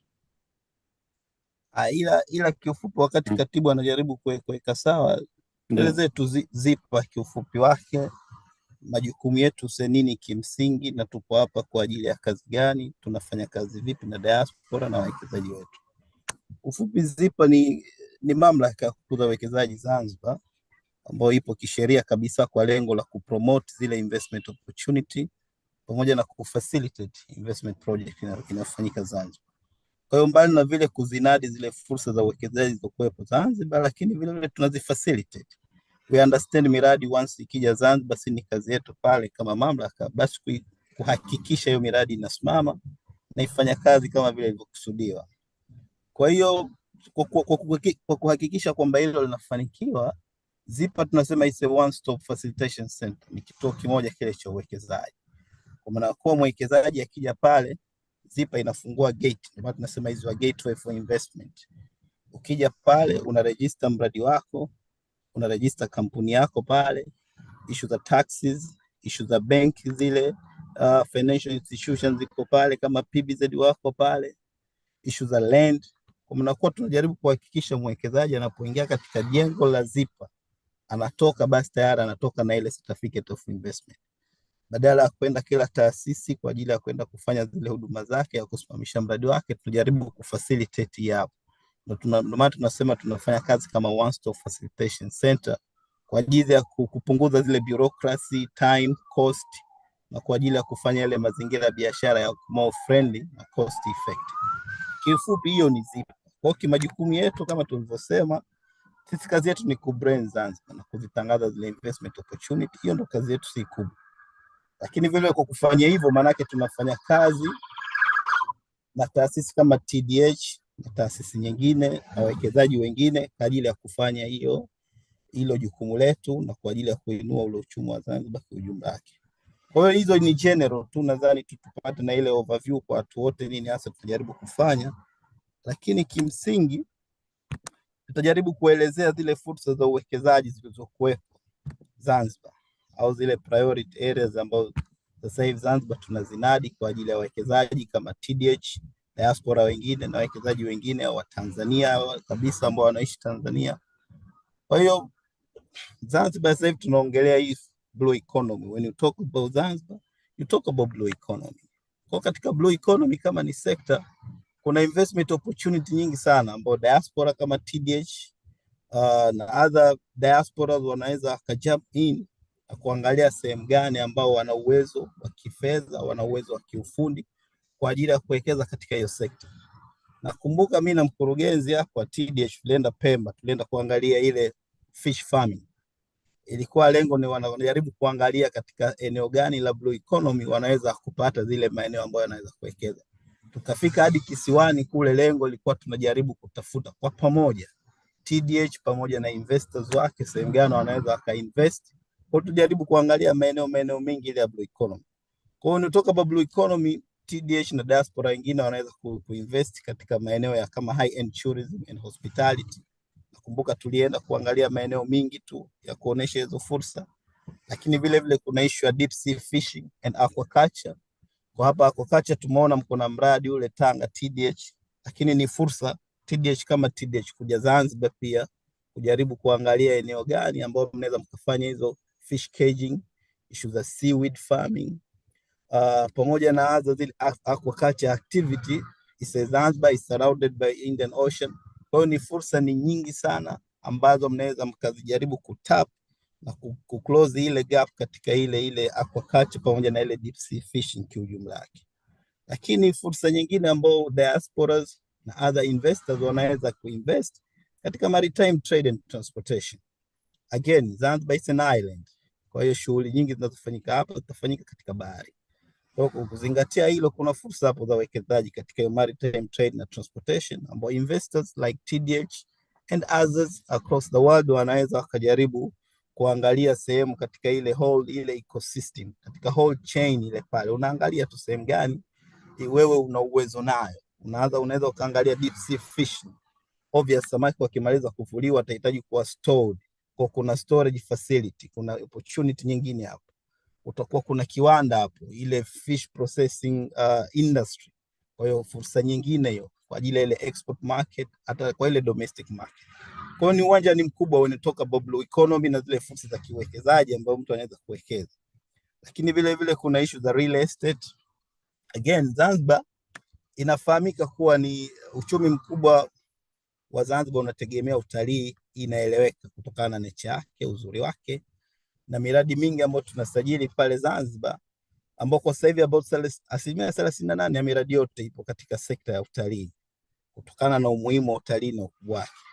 Lakini sekta nyingine ambayo inakuwa kwa kasi sana, thanks God to CPS na other real estate investors, sekta ya real estate. Tukiangalia katika database zetu inaonyesha kuwa 22% ya miradi yote ambayo tunasajili sasa hivi zipo basi ipo katika ile sekta ya real estate. Nakupa mfano, miradi yote ya real estate ambayo imekuwa registered ZIPA ni 92. Inaongelea from the beginning of ZIPA, miradi yote. Lakini in the last 3 years alone tumeregister miradi 64 ya real estate. For about 70% ya miradi yote ya real estate imekuwa registered in the last 3 years. Kwa hii ina shows kwamba real estate is the next big thing when it comes to investment in Zanzibar. Kwa hiyo diasporas like yourselves na wengine, hii ni fursa kubwa sasa hivi kuiangalia Zanzibar katika sekta ya real estate, kuangalia sehemu gani wewe unaweza ukajump na sehemu gani una uwezo nayo, na masharti baadaye tutakuja kuangalia kwa mabadiliko ya sheria kidogo yameleta unafuu kwa diaspora na Watanzania wengine waweze kuinvest katika hayo maeneo. Ila vile vile ni sekta nyingine tunasema ile high tech project. Dunia inabadilika, teknolojia inabadilika, the whole system inabadilika. Kwa hiyo it's about time sasa hivi Zanzibar na sisi tuwekeze zaidi katika ile high end zile project ambao sasa hivi kuna ile tuna initiative Zanzibar tumeanzisha ile tunasema Silicon Zanzibar ambao tulishirikiana na CPS na wengine kule kwa tujaribu kuitengeneza Zanzibar kama kwa ile ni tech hub kwa wale giant ile tech investors kuja kuwekeza Zanzibar. Kwa hiyo again diaspora mko outside, mko na wataalam, mko na watu ambao wanaweza finance. It's about time sasa hivi kuja Zanzibar, kurudi nyumbani kuja kuwekeza katika either of these sectors, basi ziko very lucrative na mtu mnaweza mkabenefit kwa ile kiuchumi wenu wa individual, lakini vile vile kwa manufaa ya taifa kwa ujumla wake. Kwa hiyo apart from those few areas ambazo mention, ziko nyingine pia kutokana na time, hizo ni sasa hivi tutakazoziangalia. So what do you get unapokuja kuinvest in Zanzibar? Maana we are talking about incentives hapa. So kuna so many incentive obvious kuna benefit nyinyi kuja kuregister miradi yenu Zanzibar kupitia ZIPA. Kwa miongoni mwa zile incentives tunazozitoa, obvious tuna understand some of the diasporas wako na ile foreign nationality. That's okay, hakuna shida na hiyo kwetu sisi. Tunasema tunaruhusu ile 100% foreign ownership is allowed. Hata kama wewe sio Mtanzania, kuna kwa nationality wise as far as passport, basi kuna hiyo if you don't need a partner unaweza ukawekeza tu mwenyewe kama ni 100% foreign is allowed. Lakini vile vile kuna corporate tax exemption. Tunatoa up to 15 years sasa hivi. Kuna zile corporate taxes exemption tunazitolea na remind you corporate tax kawaida ni 30% ya profit ambayo inakuwa made. Sasa imagine up to 10 years unapata zile exemption au haulipi hiyo corporate tax kwa sababu tu umeregister mradi wako ZIPA na unajaribu kuenjoy hizi incentive. Kama hiyo haitoshi, tuna understand kwamba una register mradi wako, let's say ita involve construction. That means itabidi uta import zile capital goods. So zile capital goods sisi pia tunakupa exemption about 75% to 100% exemption on import duties ya zile capital goods zote ambazo utakazotumia katika mradi wako. It goes the same with VAT na vitu vingine, lakini it has already been mentioned lease goes up to 99 years kwa ajili ya uwekezaji. Kwa hiyo hizi ni some of the incentive najaribu kuzimention hapa. Slide baadaye tutashare hizi, tutajaribu kuziangalia zaidi incentive ambazo zinapatikana. Sasa our procedures are very simple. If you want to invest in Zanzibar, if you want to register your project, kuinvest your investment project through ZIPA, tumefanya it's very simple sasa hivi. Zamani ilikuwa tunafanya hivi vitu initially, unajaza fomu yako hivi, you have to come within the ZIPA's office, physical kabisa presence yako inahitajika pale. Lakini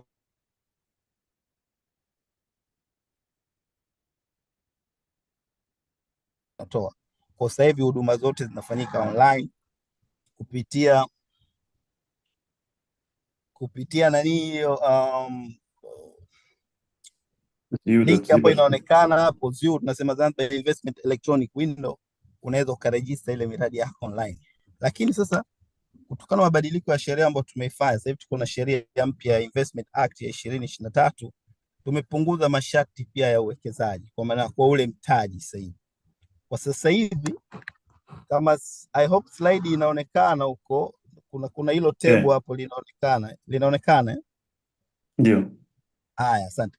Kwa hiyo kwa sasa hivi tumejaribu kuweka zile, kuna 3 type of investment sasa hivi.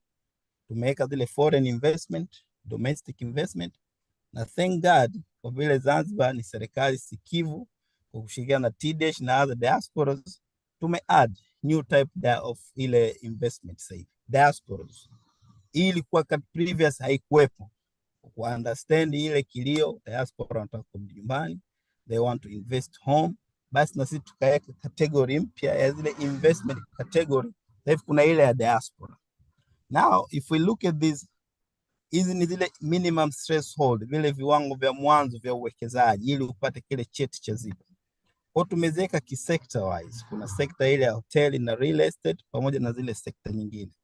Kwa hiyo ikiwa ni diaspora, sasa hapa kuna wale diaspora tuna understand bado ni wana uraia wa Tanzania, na kuna wale diaspora ambao wame denounce ule uraia wa Tanzania. Kwa diaspora ambao bado ni Mtanzania nationality wise, huyo bado ni domestic, kwa sababu sisi tunaangalia ile nationality. Kwa hiyo yeye ana fall katika ile kundi la kwamba yeye bado ni domestic investor. Na ikiwa yule diaspora ambaye sio Tanzania, huyo yeye tunamchukua ndo kundi hilo diaspora, hatumchukulii kama ni foreigner, kwa sababu we understand huyu ni wa kwetu, ni jamaa yetu, ni ndugu yetu, kwa hatuwezi kumfananisha kama yule foreign mwingine ambaye hatumfahamu. Kwa maana hiyo, ikiwa unataka kuwekeza katika hotel au real estate na wewe ni diaspora, either diaspora ambaye ni Mtanzania, kwa hiyo utakuwa kama ni domestic, kiwango ni $100,000 tu. Kama ni diaspora ambaye una uraia wa nchi nyingine lakini una asili ya Tanzania, wewe kiwango ni $200,000. Lakini kwa mgeni mwingine yoyote ambaye haqualify katika hayo makundi mengine, huyo kiwango cha mwanzo anatakiwa invest ni $2.5 million. Now it's $2.5 million versus 100,000, $2.5 million versus $200,000. So you can see the difference between hizo capital threshold ni huge, ni kubwa sana. Hii yote tumefanya kwa sababu sasa hivi tunataka diaspora kwetu na waweko more inclusive katika ile economic activities zinazoendelea Zanzibar. Na ukitaka kuwekeza katika sekta nyingine kama wewe ni Mtanzania, wanakuwa nationality wise, basi vile vile ni $100,000 tu across all sectors. Na kwa diaspora vile vile ni $200,000 across all sectors. Now if you meet haya masharti, kwa maana kwa huu mtaji wewe unao, nakumbuka hii ni capital. Hii we don't expect you to have this in your bank account or you have the cash. Tuna expect hii ni ile throughout ile project ambayo utakayoiwekeza pale. Kwa maana kwa kama utanunua ardhi na zile capital goods zako zote mpaka ule mradi wako umesimama, hii ndio tunachukulia kama ndo capital ambayo itakuwa invested katika ile investment project. Again, the procedures are very simple, zinafanyika online, unaanza na intention, application, then unapata certification yako. Baadaye in details tutakuja kuongea how tunafanya hivi nini, lakini for the sake of presentation naomba tunielezee hiyo as far as the procedures za kuwekeza Zanzibar. Na tukienda katika slide yetu nyingine, kuna ile strategic investment status. Hii ni ile hadhi ya miradi mikakati ya kimkakati. Miradi hii inakuwa more incentivized, inakuwa na vivutio vya kikodi zaidi ya ile miradi mingine, na masharti vile vile hii nayo pia tumepunguza. Hii tumeiangalia kwa location, either ile ambayo tunawekeza Unguja na ile ambayo inawekezwa Pemba. Ukiangalia Pemba masharti yako nafuu zaidi kwa sababu ni mkakati wa kiserikali kabisa kuifungua Pemba kiuchumi, na tunaifanya the whole Pemba kama ni strategic investment areas, na ndio maana masharti yake nayo pia yako afueni zaidi. Kama wote tunaona screen hapo, unaona kwamba ukiwekeza Unguja 50, Pemba unasema ni 5. Yes, Unguja 10, Pemba ni 2. Au ukiwekeza katika small island. I know you understand kwamba Zanzibar recently tumefungua uwekezaji katika visiwa vidogo. Kwa hiyo whoever ambaye atawekeza katika visiwa vidogo vile vile naye anakuwa automatic granted ile strategic investment status kutokana na mazingira ya kivisiwa vilivyo we understand miundombinu haijafika kule, utility, kwa hiyo tunaipa ile investment status kutokana na disadvantageous area ya vile visiwa viko. Now going to my next slide, tunajaribu kuangalia zile successes zilizopatikana in the last 3 years. Hii tunaongelea from 2020 onward. The reason nasema hii, najaribu kuonesha trend ya zile investment project ambazo sisi ZIPA tunaziregister.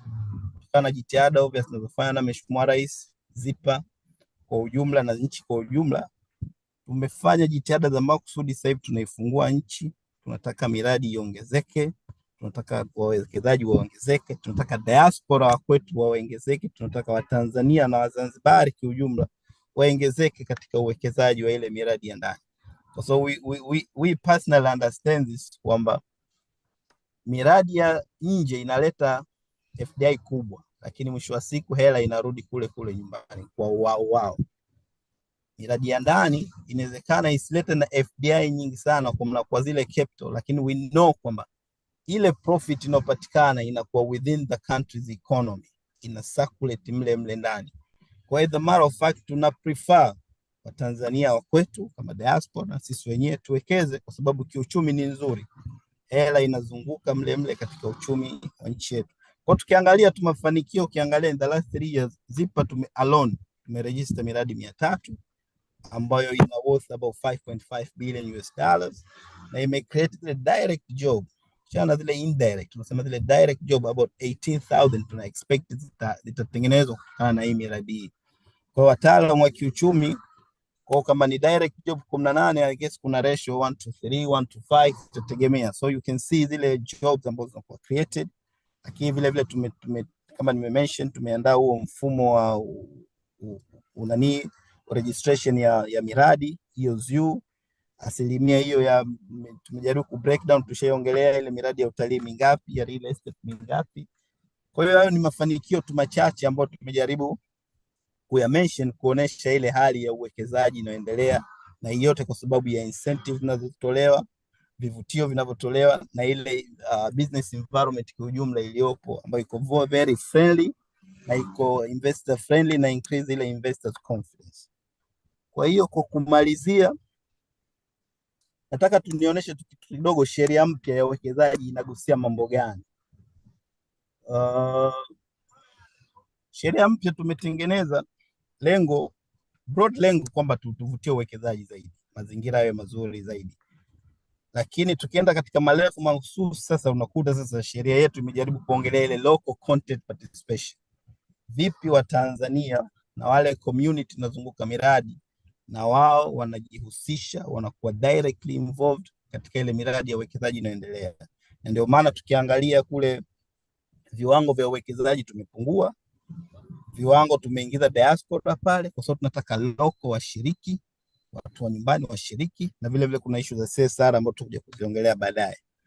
Again tumesema diaspora na local ile engagement yapo, lakini vile tumeongeza lucrative incentive package zaidi zimeongezeka, lakini vile diversification of the investment opportunity. Tumejaribu kuongeza wigo wa fursa zile za uwekezaji, sio tu zile za kila siku traditional hoteli au nini, lakini tumejaribu kuongeza hadi katika mambo ya high tech, mambo ya blue economy na sekta nyingine za kiuwekezaji. Tumejaribu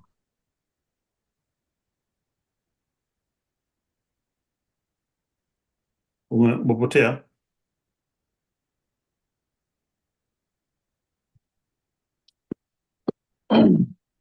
Okay, Baria umepotea, na dada Sijiba na Mashimbo kama upo karibu kufunga kwa upande wa ZIPA.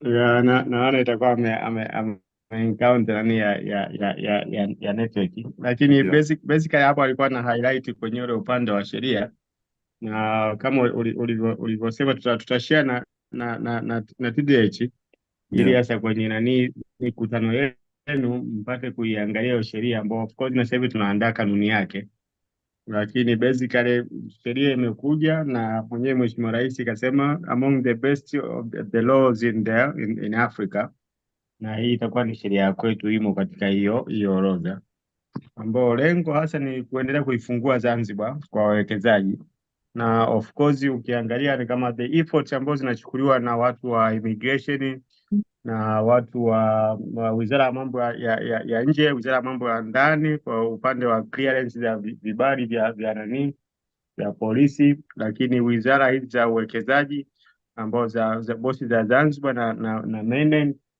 na ni lengo lake hasa ni kujaribu kuona sasa namna gani Watanzania ambao wako nje na wenyewe wanapewa fursa ya kuchukua fursa za uwekezaji ambao ziko nchini kwao. Na nafikiri hata upande wa mainland pia tuko na MOU na TIC, kwa hiyo na kwenye sheria inafanyiwa marekebisho, yamepelekwa mapendekezo ili kuweza kuaccommodate hii issue ya diaspora kwa upande wa mainland, kwa sababu kwa sasa hivi ilikuwa bado haijatajwa waziwazi.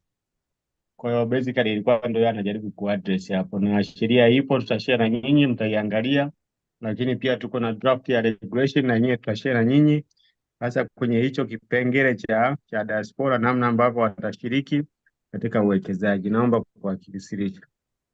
Shukran sana Mr. Emmanuel Mashimbo na Dunia, kwa tunashukuru kwa kutupa taswira kamili juu ya sheria, mwongozo na taratibu za uwekezaji. Nadhani wengi au wote wameweza kupata taswira kwamba bado mazingira mazuri, salama na yanavutia na bado inaonyesha kwamba mazingira na shauku ya kuweza kukaribisha zaidi ni jambo la faraja sana. Nadhani sasa nimkaribishe kuna watu kadhaa ambao nitaomba watatoa taarifa baada ya mwakilishi wa TIC. Nitaomba watu kadhaa watoe taarifa muhimu, watakuja baada ya TIC ambazo nadhani zina muhimu sana na nyinyi kuwasikia, kwa sababu zinahusu diaspora na vile zinahusu ushirikiano wa taasisi zetu za nyumbani, kwa sababu ni jambo ambalo linagusa sana katika masuala ya uwekezaji moja kwa moja. Kwa hiyo naomba kwa furaha nimkaribishe Bwana Daudi Rigando kutupa tena na yeye katika sheria, mwongozo na taratibu kwa upande wa Tanzania Investment Center, ili tuweze kupata taswira pia ya upande wa pili. Karibu sana rafiki yangu Bwana Daudi, tupitishe.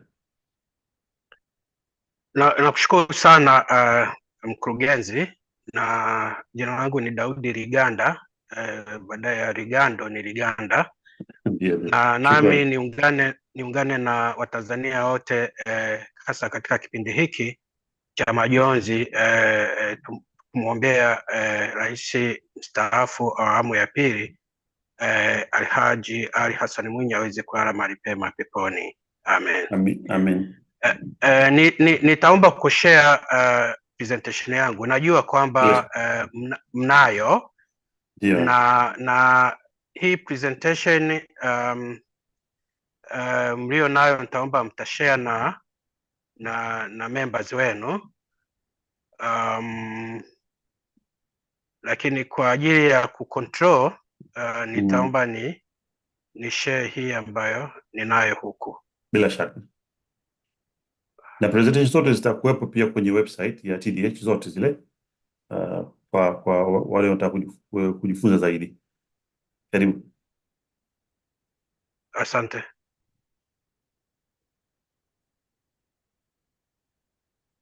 Sijui kama inaonekana huko au bado. Yeah. Katibu mmoja kumsaidia. Okay.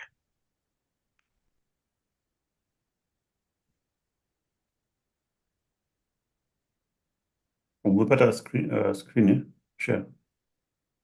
Ndio najaribu kushare hapa, lakini nafikiri hajairuhusu huko. Katibu ukamsaidia au mimi naweza kufanya hapa? Na share hapa kwenye screen yangu. Okay.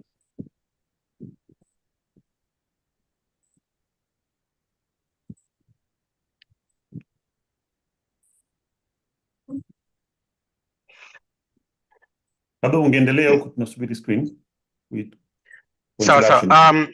Nami nianze kutoa utangulizi tu wa Tanzania Investment Center ni nini? Hii ni taasisi ya umma ambayo imeanzishwa mwanzoni kwa sheria namba 26 ya mwaka 1997 ambayo imefanyiwa review na kufuta hiyo sheria mwaka juzi kwa sheria namba 10 ya mwaka 2022. Kwa hivi sasa tunatumia sheria namba 10 ya mwaka 2022 ambayo majukumu yake makubwa ni matatu, ambayo ni kuhamasisha uwekezaji, kuwezesha au kufanikisha uwekezaji na kuratibu uwekezaji, na pia kushauri serikali kuhusiana na masuala yote yanayohusu sera hasa kwenye mambo ya uwekezaji pamoja na mazingira ya uwekezaji hapa nchini. Hivi sasa kituo cha uwekezaji kinaripoti chini ya ofisi ya Rais, ambapo tunayo wizara maalum ndani ya ofisi ya Rais ya mipango na uwekezaji. Kituo cha uwekezaji kina operate kama ilivyo kwa wenzetu ZIPA kule Zanzibar, kina operate kama one stop center, one stop facilitation center, ambapo mwanzoni tulikuwa na taasisi za serikali 12, lakini hivi karibuni tumeongeza taasisi 2 zaidi. Kwa hiyo zipo taasisi 14 ambazo zinasaidia wawekezaji katika kupata vibali mbalimbali, leseni mbalimbali na approvals mbalimbali kwa ajili ya biashara na uwekezaji hapa nchini. Lakini pia hizo taasisi mnaweza mkaziona hapo kwenye hiyo screen. Hizo ni 12, lakini zilizoongezeka 2 ni ili inahusika na madini kwa maana ya Wizara ya Madini pamoja na Wizara ya Kilimo kwa masuala ya kilimo. Tulikuwa na Wizara ya Ardhi, lakini ilipokuwa inakuja kwenye sekta ya kilimo masuala mengi wawekezaji walikuwa wanachelewa kupata ufafanuzi, lakini tuweke dawati maalum pale kwa ajili ya kusaidia wawekezaji kwenye masuala ya kilimo.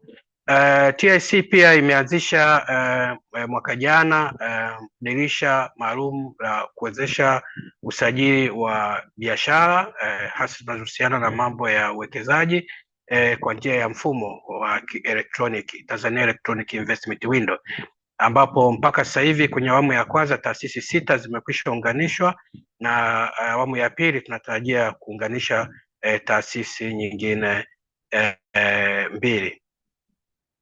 Naomba tuende slide nyingine. Tumefanya mabadiliko pia kwenye sheria namba 10 ambayo pia ninaamini hivi karibuni kuna mabadiliko mengine yatafanyika, hasa kwa kuongeza kipengele cha diaspora, kwa sababu kwenye mabadiliko haya yaliyofanyika mwaka 2022 kuweza kucapture uwekezaji hasa ule unaotoka kwenye wenzetu wa diaspora. Na pia kama mmesikia hivi karibuni taasisi hizi 2 za TIC pamoja na taasisi ambayo inahusika na export Export Processing Zone Authority zinaenda kuunganishwa. Kwa hiyo kuna timu ambayo inaendelea kuangalia namna ya kuunganisha hizi taasisi ili kuwa na mamlaka moja ambayo itasimamia uwekezaji kwa Tanzania bara, kwa maana ya ule uliokuwa ukifanywa na Tanzania Investment Center na ule uliokuwa ukifanywa na Export Processing Zone Authority kuwa moja. Lakini kwenye hii sheria ya mwaka 2022, naomba urudi kidogo kwenye slide. Kwenye hii sheria mtaji wa mwanzo ambao Mtanzania alikuwa akiutumia kuwekeza anaposajiliwa na kituo cha uwekezaji umeshushwa kwa nusu, kwa 50%. Kwa hiyo badala ya kuwekeza kwa mtaji wa dola 100, sasa naweza kawekeza kwa mtaji wa dola 50,000. Lakini kwa wenzetu wawekezaji wa kutoka nje, raia wa kigeni, wataendelea kuwekeza kwa kutumia mtaji ule ule wa dola 500,000 ambayo ni mara 10 ya mtaji ambao unatakiwa kwa wenzetu wa Tanzania. Na tulikuwa kuna mapendekezo ya kushusha mtaji huo, kwa sababu kulingana na hiyo sheria diaspora pia walikuwa wanachukuliwa kama wawekezaji wa kutoka nje, kwamba ili waweze kusajiliwa na kituo cha uwekezaji mtaji wao pia lazima ufikie dola za Kimarekani 500,000. Lakini mabadiliko yanayoenda kufanyika ni ya kwenda kushusha huo mtaji kutoka hiyo 500,000 kwa diaspora kuwa kama huu wa Watanzania au kuwa juu kidogo ya huu wa Watanzania, lakini hawezi kuwa sawa na ule wa kigeni. Hiyo ndio comfort ambayo naweza nikawapatia diaspora ambao wanashiriki mkutano huu, kwamba kuna mabadiliko ya namna hiyo yatafanyika. Kuna makundi matatu ya wawekezaji. Kundi la kwanza ndio nimekwisha lielezea, kwa raia wa kigeni na raia wa Tanzania. Mtaji ni hiyo $500,000 kwa $50,000, lakini tunayo pia category nyingine ya strategic investors, raia wa kigeni, ili waweze kuwekeza kama wawekezaji mahiri wa kimkakati. Lazima mitaji yao ifikie $50,000,000 wakati wa Tanzania ni $20,000,000, na wale wa special strategic investors mitaji yao inabidi ifikie dola za Kimarekani milioni 300. Hii maana yake ni nini? Unapowekeza kama mwekezaji wa kimkakati kwenye category B au C, utafaidika na incentives nyingi zaidi ambazo unaweza ukanegotiate hata na serikali mwekezaji uweze kuzipata, tofauti na hizi ambazo wanapata normal investors. Twende kwenye slide nyingine. Kwa hiyo vigezo ni kama vya kuwa na mtaji, hasa kwa raia wa kigeni isipungue $50,000,000, kwa raia wa Tanzania isipungue $20,000,000, lakini pia ni upande wa ajira ambazo zitazalishwa ambazo zinatakiwa zipungue 1,000.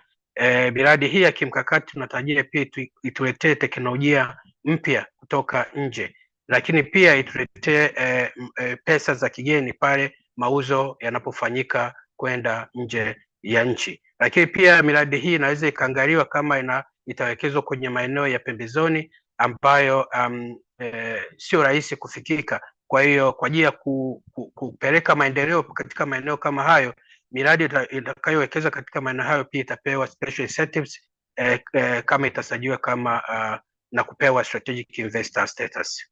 Tuende slide nyingine. Hizi ni incentives ambazo zimekuwa zikitolewa kwa miradi inayosajiliwa na kituo cha uwekezaji, na tunatoa incentives kwenye vifaa ambavyo ni vya mtaji kama mitambo, mashine, ambapo kodi au ushuru wa forodha, import duty, hautakuwepo, kwa maana kwamba mwekezaji atasemewa 100%, lakini pia kutakuwa kuna zero import duty kwenye malighafi ambazo zitaingizwa kwenye kutumika kwenye uzalishaji wa mitambo hiyo. Kuna vifaa ambavyo tunasema deemed capital goods ambavyo havitumiki moja kwa moja kwenye kuzalisha, lakini vinaweza kubatizwa au kumsaidia mwekezaji kwenye uzalishaji. Hivi ni pamoja na magari ambayo atatumia kwenye shughuli hizo za uwekezaji, ambapo wakati wa kuingiza vifaa vya namna hiyo atasemewa import duty kwa 75%, na mwekezaji huyo ataweza kulipia au kuchangia serikali 25%, na atatakiwa pia kulipia VAT ambayo ni 18%.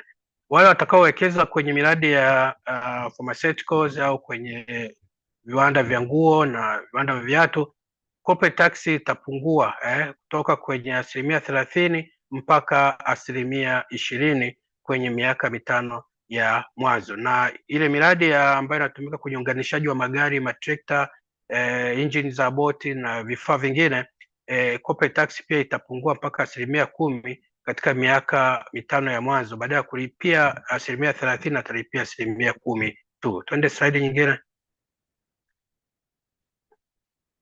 Zipo non-fiscal incentives ambapo mwekezaji atakayesajiliwa na kituo cha uwekezaji ataruhusiwa kuajiri raia au wafanyakazi raia wa kigeni kumsaidia kwenye miradi yake kama atahitaji, ambapo wafanyakazi hao atakaoruhusiwa maximum number ni 10.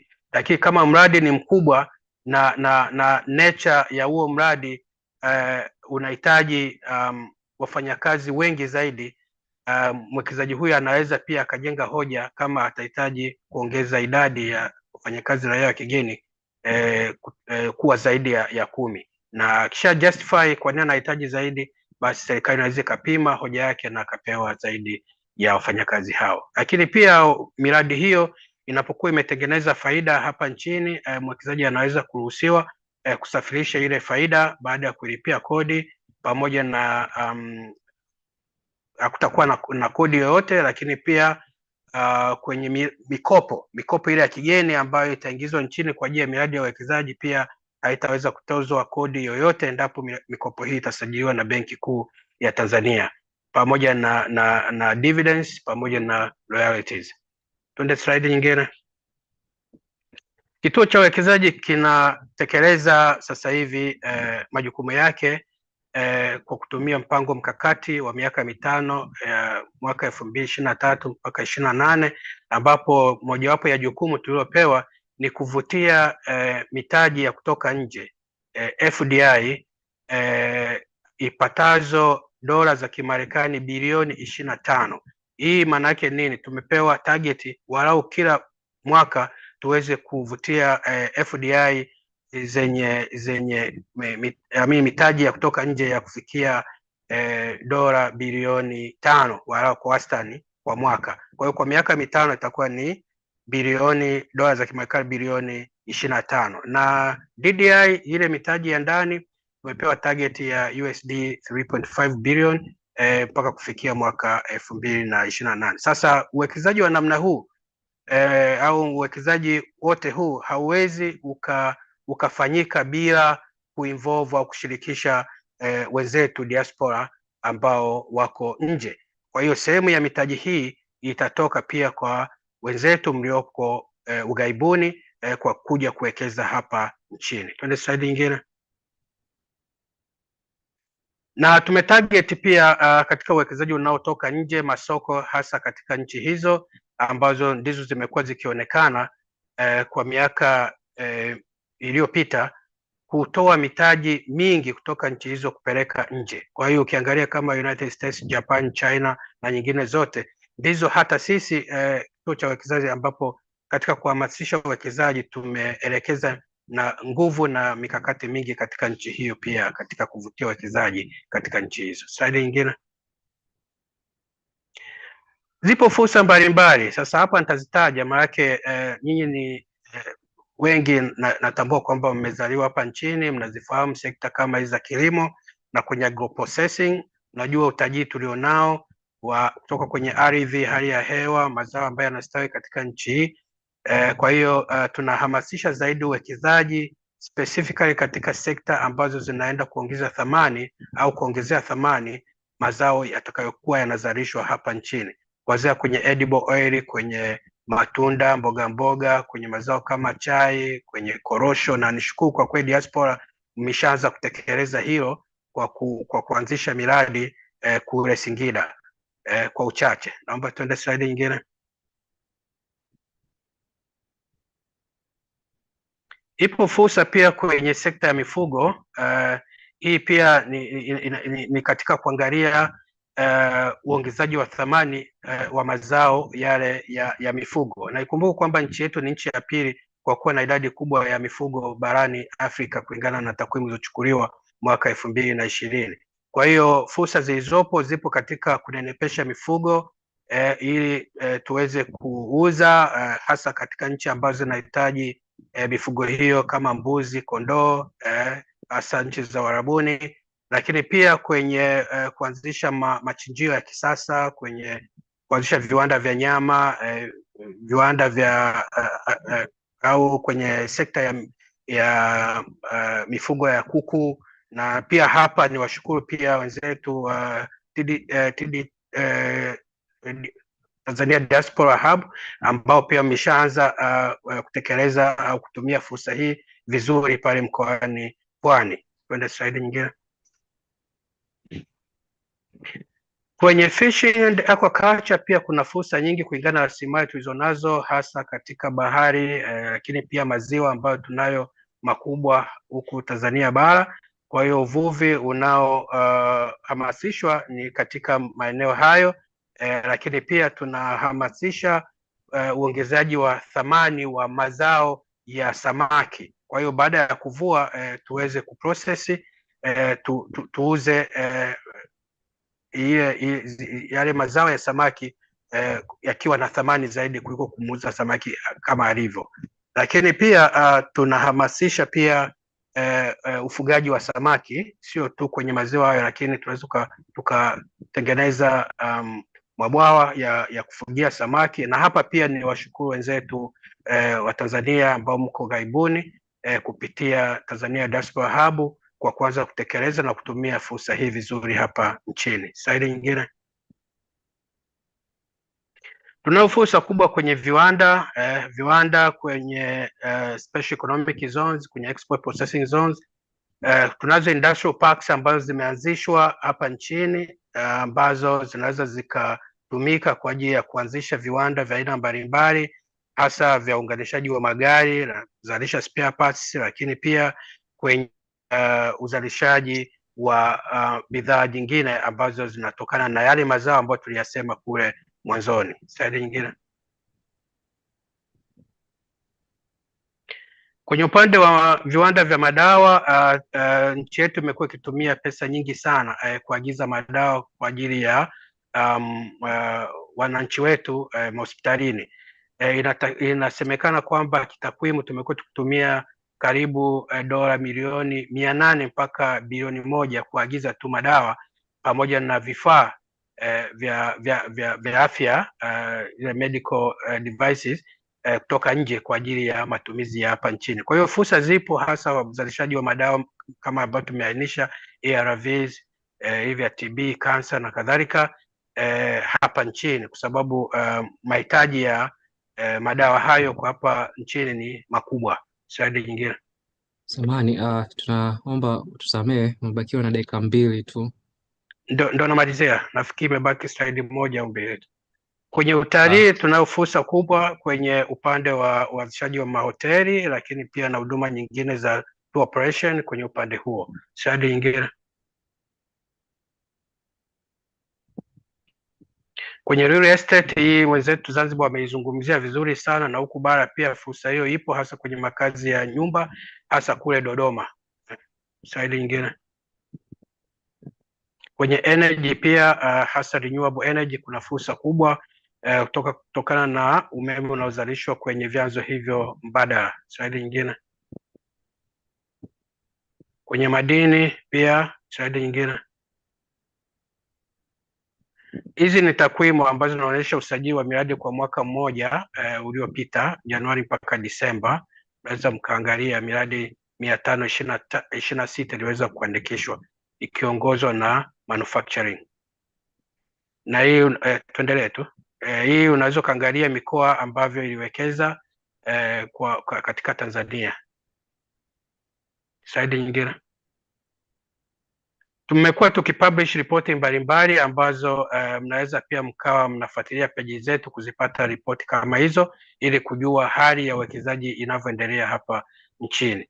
Mwenyekiti na director na washiriki wote na washukuruni sana kwa kutualika kushiriki katika mkutano huu pamoja na wenzetu diaspora. Asanteni sana. Shukran sana Bwana Daudi Riganda kwa presentation nzuri sana, na ningeomba pia na hii tuingize kwenye website ya TDH na ripoti nyingine ambazo zitajiri. Nadhani tumepata taswira kamili juu ya mazingira ya nyumbani, jinsi yalivyokuwa, fursa ilikuwa pana sana na mazingira yalikuwa rafiki na yenye afya bora. Nitumie nafasi hii kumtambua tena nitumie nafasi hii kumtambua Bwana Sebastian, mkurugenzi wa CPS, ambaye amekuwa mkarimu, ameongeza katika ule mchango mfuko wa Diaspora Green Initiative milioni 1. Kwa hiyo jumla itakuwa imechangia shilingi milioni 2. Shukran sana Bwana Sebastian, na wengine ndugu zangu mnakaribishwa kupitia kwenye chat, mnaweza mkataja jina au kampuni unawakilisha na kiwango ambacho una pledge. Tutashukuru sana kwa mchango wako. Kwa pamoja tunaweza tukafanikisha mambo yale ambayo tunasimamia kibiashara na vile kutambua na mazingira ya jamii, kutambua kuboresha mazingira ya jamii yetu. Shukrani sana. Sasa najua wengi mmekuwa mnasubiri kwa hamu kuuliza maswali. Najua slides zimekuwa nyingi, taarifa zimekuwa nyingi sana, lakini ndio mwanzo, lakini tuna safari ndefu ya kuweza kushare nyingi kidogo kidogo. Sasa kabla sijakaribisha maswali na majibu, naomba kuna taarifa mbili tatu ningependa kushare. na nyinyi ambazo zinahusu diaspora na vile na taasisi zetu za nyumbani. Kwa heshima nimkaribishe bwana rafiki yangu karibu bwana Kibona. Karibu bwana Kwame Kinabo, bwana Kwame Kinabo, karibu sana kutoka Dakota. Naye ana taarifa, atajitambulisha na ana taarifa nzuri ya inahusu diaspora naye atashare, na kama kuna mwingine yote ambaye tutachukua dakika moja kama una taarifa za msingi nzuri muhimu kwa diaspora wote, basi tutumie platform hii tuweze kushare taarifa. Karibu bwana Kwame.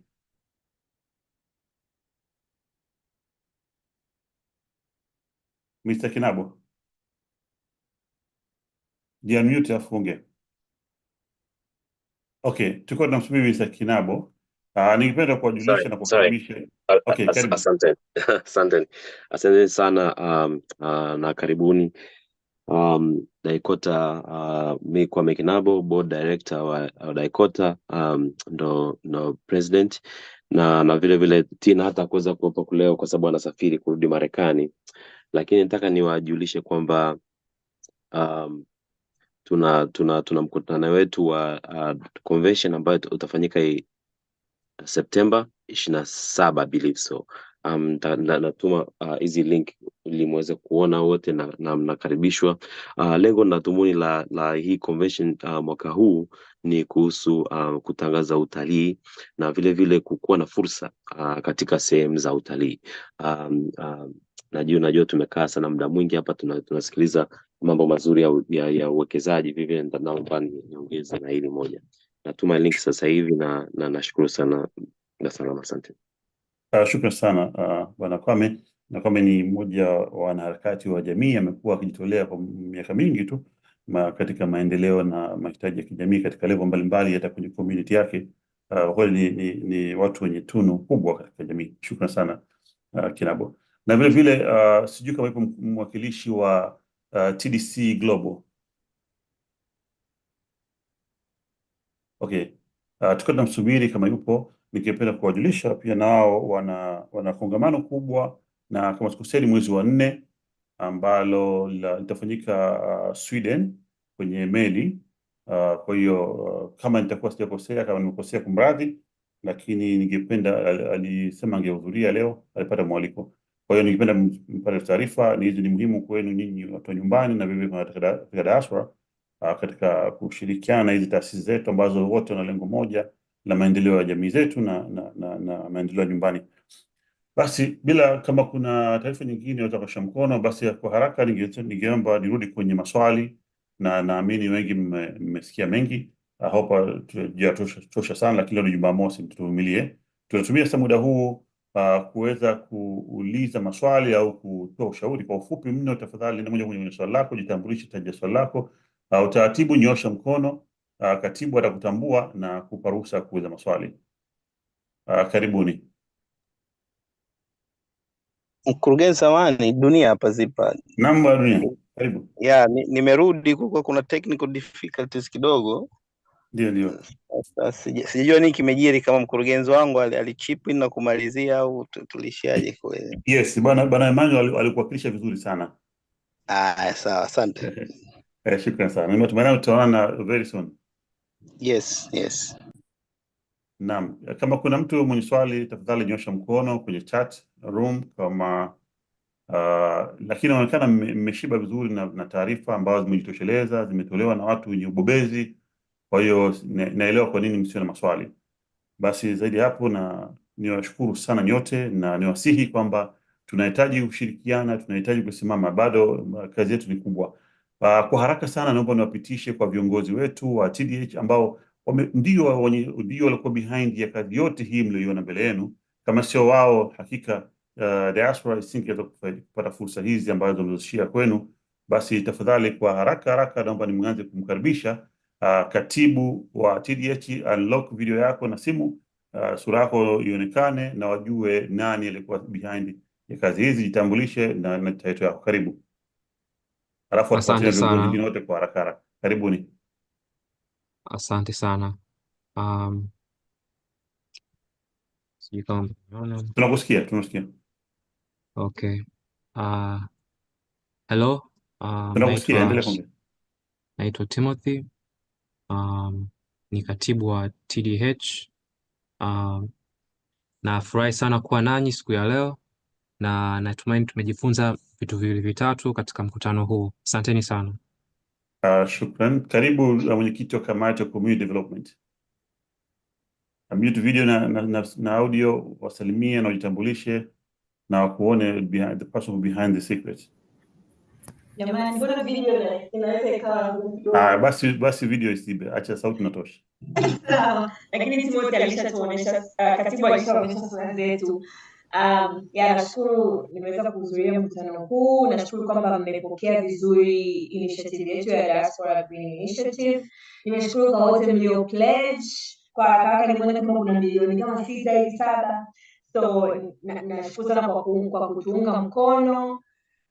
Pia nashukuru presentation ambazo zimefanyika kuhusu investment opportunities in Zanzibar and everything else that was presented by TDH as well. It was very informative, and I'm so glad to be a part of this beautiful organization. Thank you. Shukran sana. Karibu mwenyekiti wa kamati ya fedha, dada Najma Talib. Alikuwa anaumwa na sijui kama aliweza kuhudhuria. Tukamsubiria. Karibu mwenyekiti wa maadili, Profesa Linda. Za asubuhi, mchana, jioni, popote mlipo. Labda onekana. Kwa majina naitwa Profesa Linda Mhando, ni profesa na ni mwanasheria, niko kwenye kamati ya maadili. Asanteni, na we are looking forward kwa ushirikiano zaidi. Asanteni. Asante mama Kifimbo Cheza. Shukrani sana kwa uadilifu wako na usomizi wako mkali madhubuti, na ambao wote sisi tunakaa sawa. Karibu mweka hazina, Profesa Leonard. Asanteni sana. Ni Profesa Leonard Mungo, ni mweka hazina wa Tanzania Diaspora Hub. Tunaishukuru serikali kwa ujumla. Kutokana na ushirikiano wetu na serikali tumeweza kupata ekari 2,500 hivi za korosho za katani huko Tanga, na tunaendelea hivi kushirikiana. Kwa hiyo tutaendelea kabisa, na tunatoa ahadi kwamba tutaendelea kushirikiana na serikali, kwa sababu kwa ushirikiano wetu ndio mafanikio yetu yanapatikana. Asante sana. Shukran sana Profesa Leonard. Karibu mwenyekiti wa kamati ya Information Public Relation, dada Alulu Gitenge.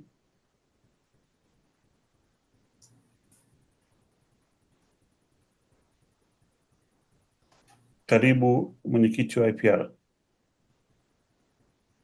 Okay, shukran. Tukiwa tunamsubiri mwenyekiti wa kamati ya IPR, kaimu mwenyekiti wa kamati ya miradi amepata udhuru, hata kuhudhuria leo. Kwa hiyo naomba nitumie nafasi hii na kuwashukuru kwa niaba ya wasaidizi wao na timu nzima waliokuwa behind, ambao hawaonekani mbele lakini ndio wanafanya kazi kubwa. Niwashukuru sana kwa jitihada zenu, na naomba msichoke, tuendelee kushirikiana. Wana diaspora, chombo hiki kipo kwa ajili yenu, kitumieni mfaidike. Hakuna uwekezaji ni mgumu ukiwa na peke yako, lakini ukienda na wenzio unakuwa ni mwepesi, kwa sababu unapunguza mtaji, unapunguza umuhimu wa elimu ya uwekezaji, unapunguza umuhimu wa safari za kwenda na kurudi. Kwa pamoja jambo hili linakuwa jepesi sana, na pia unapunguza hasara kwa kushare zile hasara, unapunguza mzigo wa hasara. Kwa hiyo ni jambo ambalo lina tija kubwa, na tumeweza kuliona ingawa chombo hichi kina muda mfupi, miaka 3, lakini tumeweza kuona tija yake. Na kwa upande wa pili, nadhani yote mmeshuhudia kwamba serikali zote mbili, serikali za Tanganyika, serikali ya Tanzania na serikali ya Zanzibar, zote zimesimama kutusindikiza sisi wana diaspora.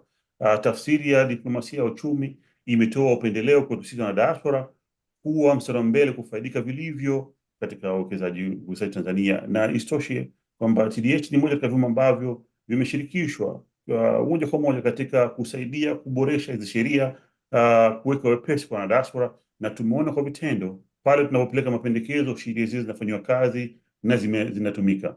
Kwa hiyo hatuna sababu yoyote ya kuchelewa wala kusubiri. Ningependa kuhamasisha na diaspora wote tusimame pamoja, tuteke advantage kwenye mikopo inayotoka kwa njia nyepesi, tuteke advantage katika uwekezaji mwepesi. Nikushukuru sana Zipa, nishukuru sana TIC, CPS, SSC, benki ya Zanzibar, benki ya Equity ambayo tumekuwa tukifanya kazi na kwa muda mrefu, na CRDB, na kwa kweli benki zetu zimebadilisha mpaka taratibu zake, zime customize the package kwa ajili ya diaspora ili kuweza kuweka mfumo wepesi wa kuwekeza. Kwa hiyo nishukuru sana kwa jitihada hizo, na zaidi hapo na nashukuru sana na diaspora, nashukuru sana wawekezaji wetu, na naweza kusema mkutano wetu umefikia kikomo. Shukrani sana, tutaonana tena hapo mbeleni tutakapofanya mkutano mwingine. Basi natakieni wikendi njema na mchana mwema. Shukrani sana. Mkutano umeishi hapo, unaweza ku stop record. Asante sana mwenyekiti. Asante.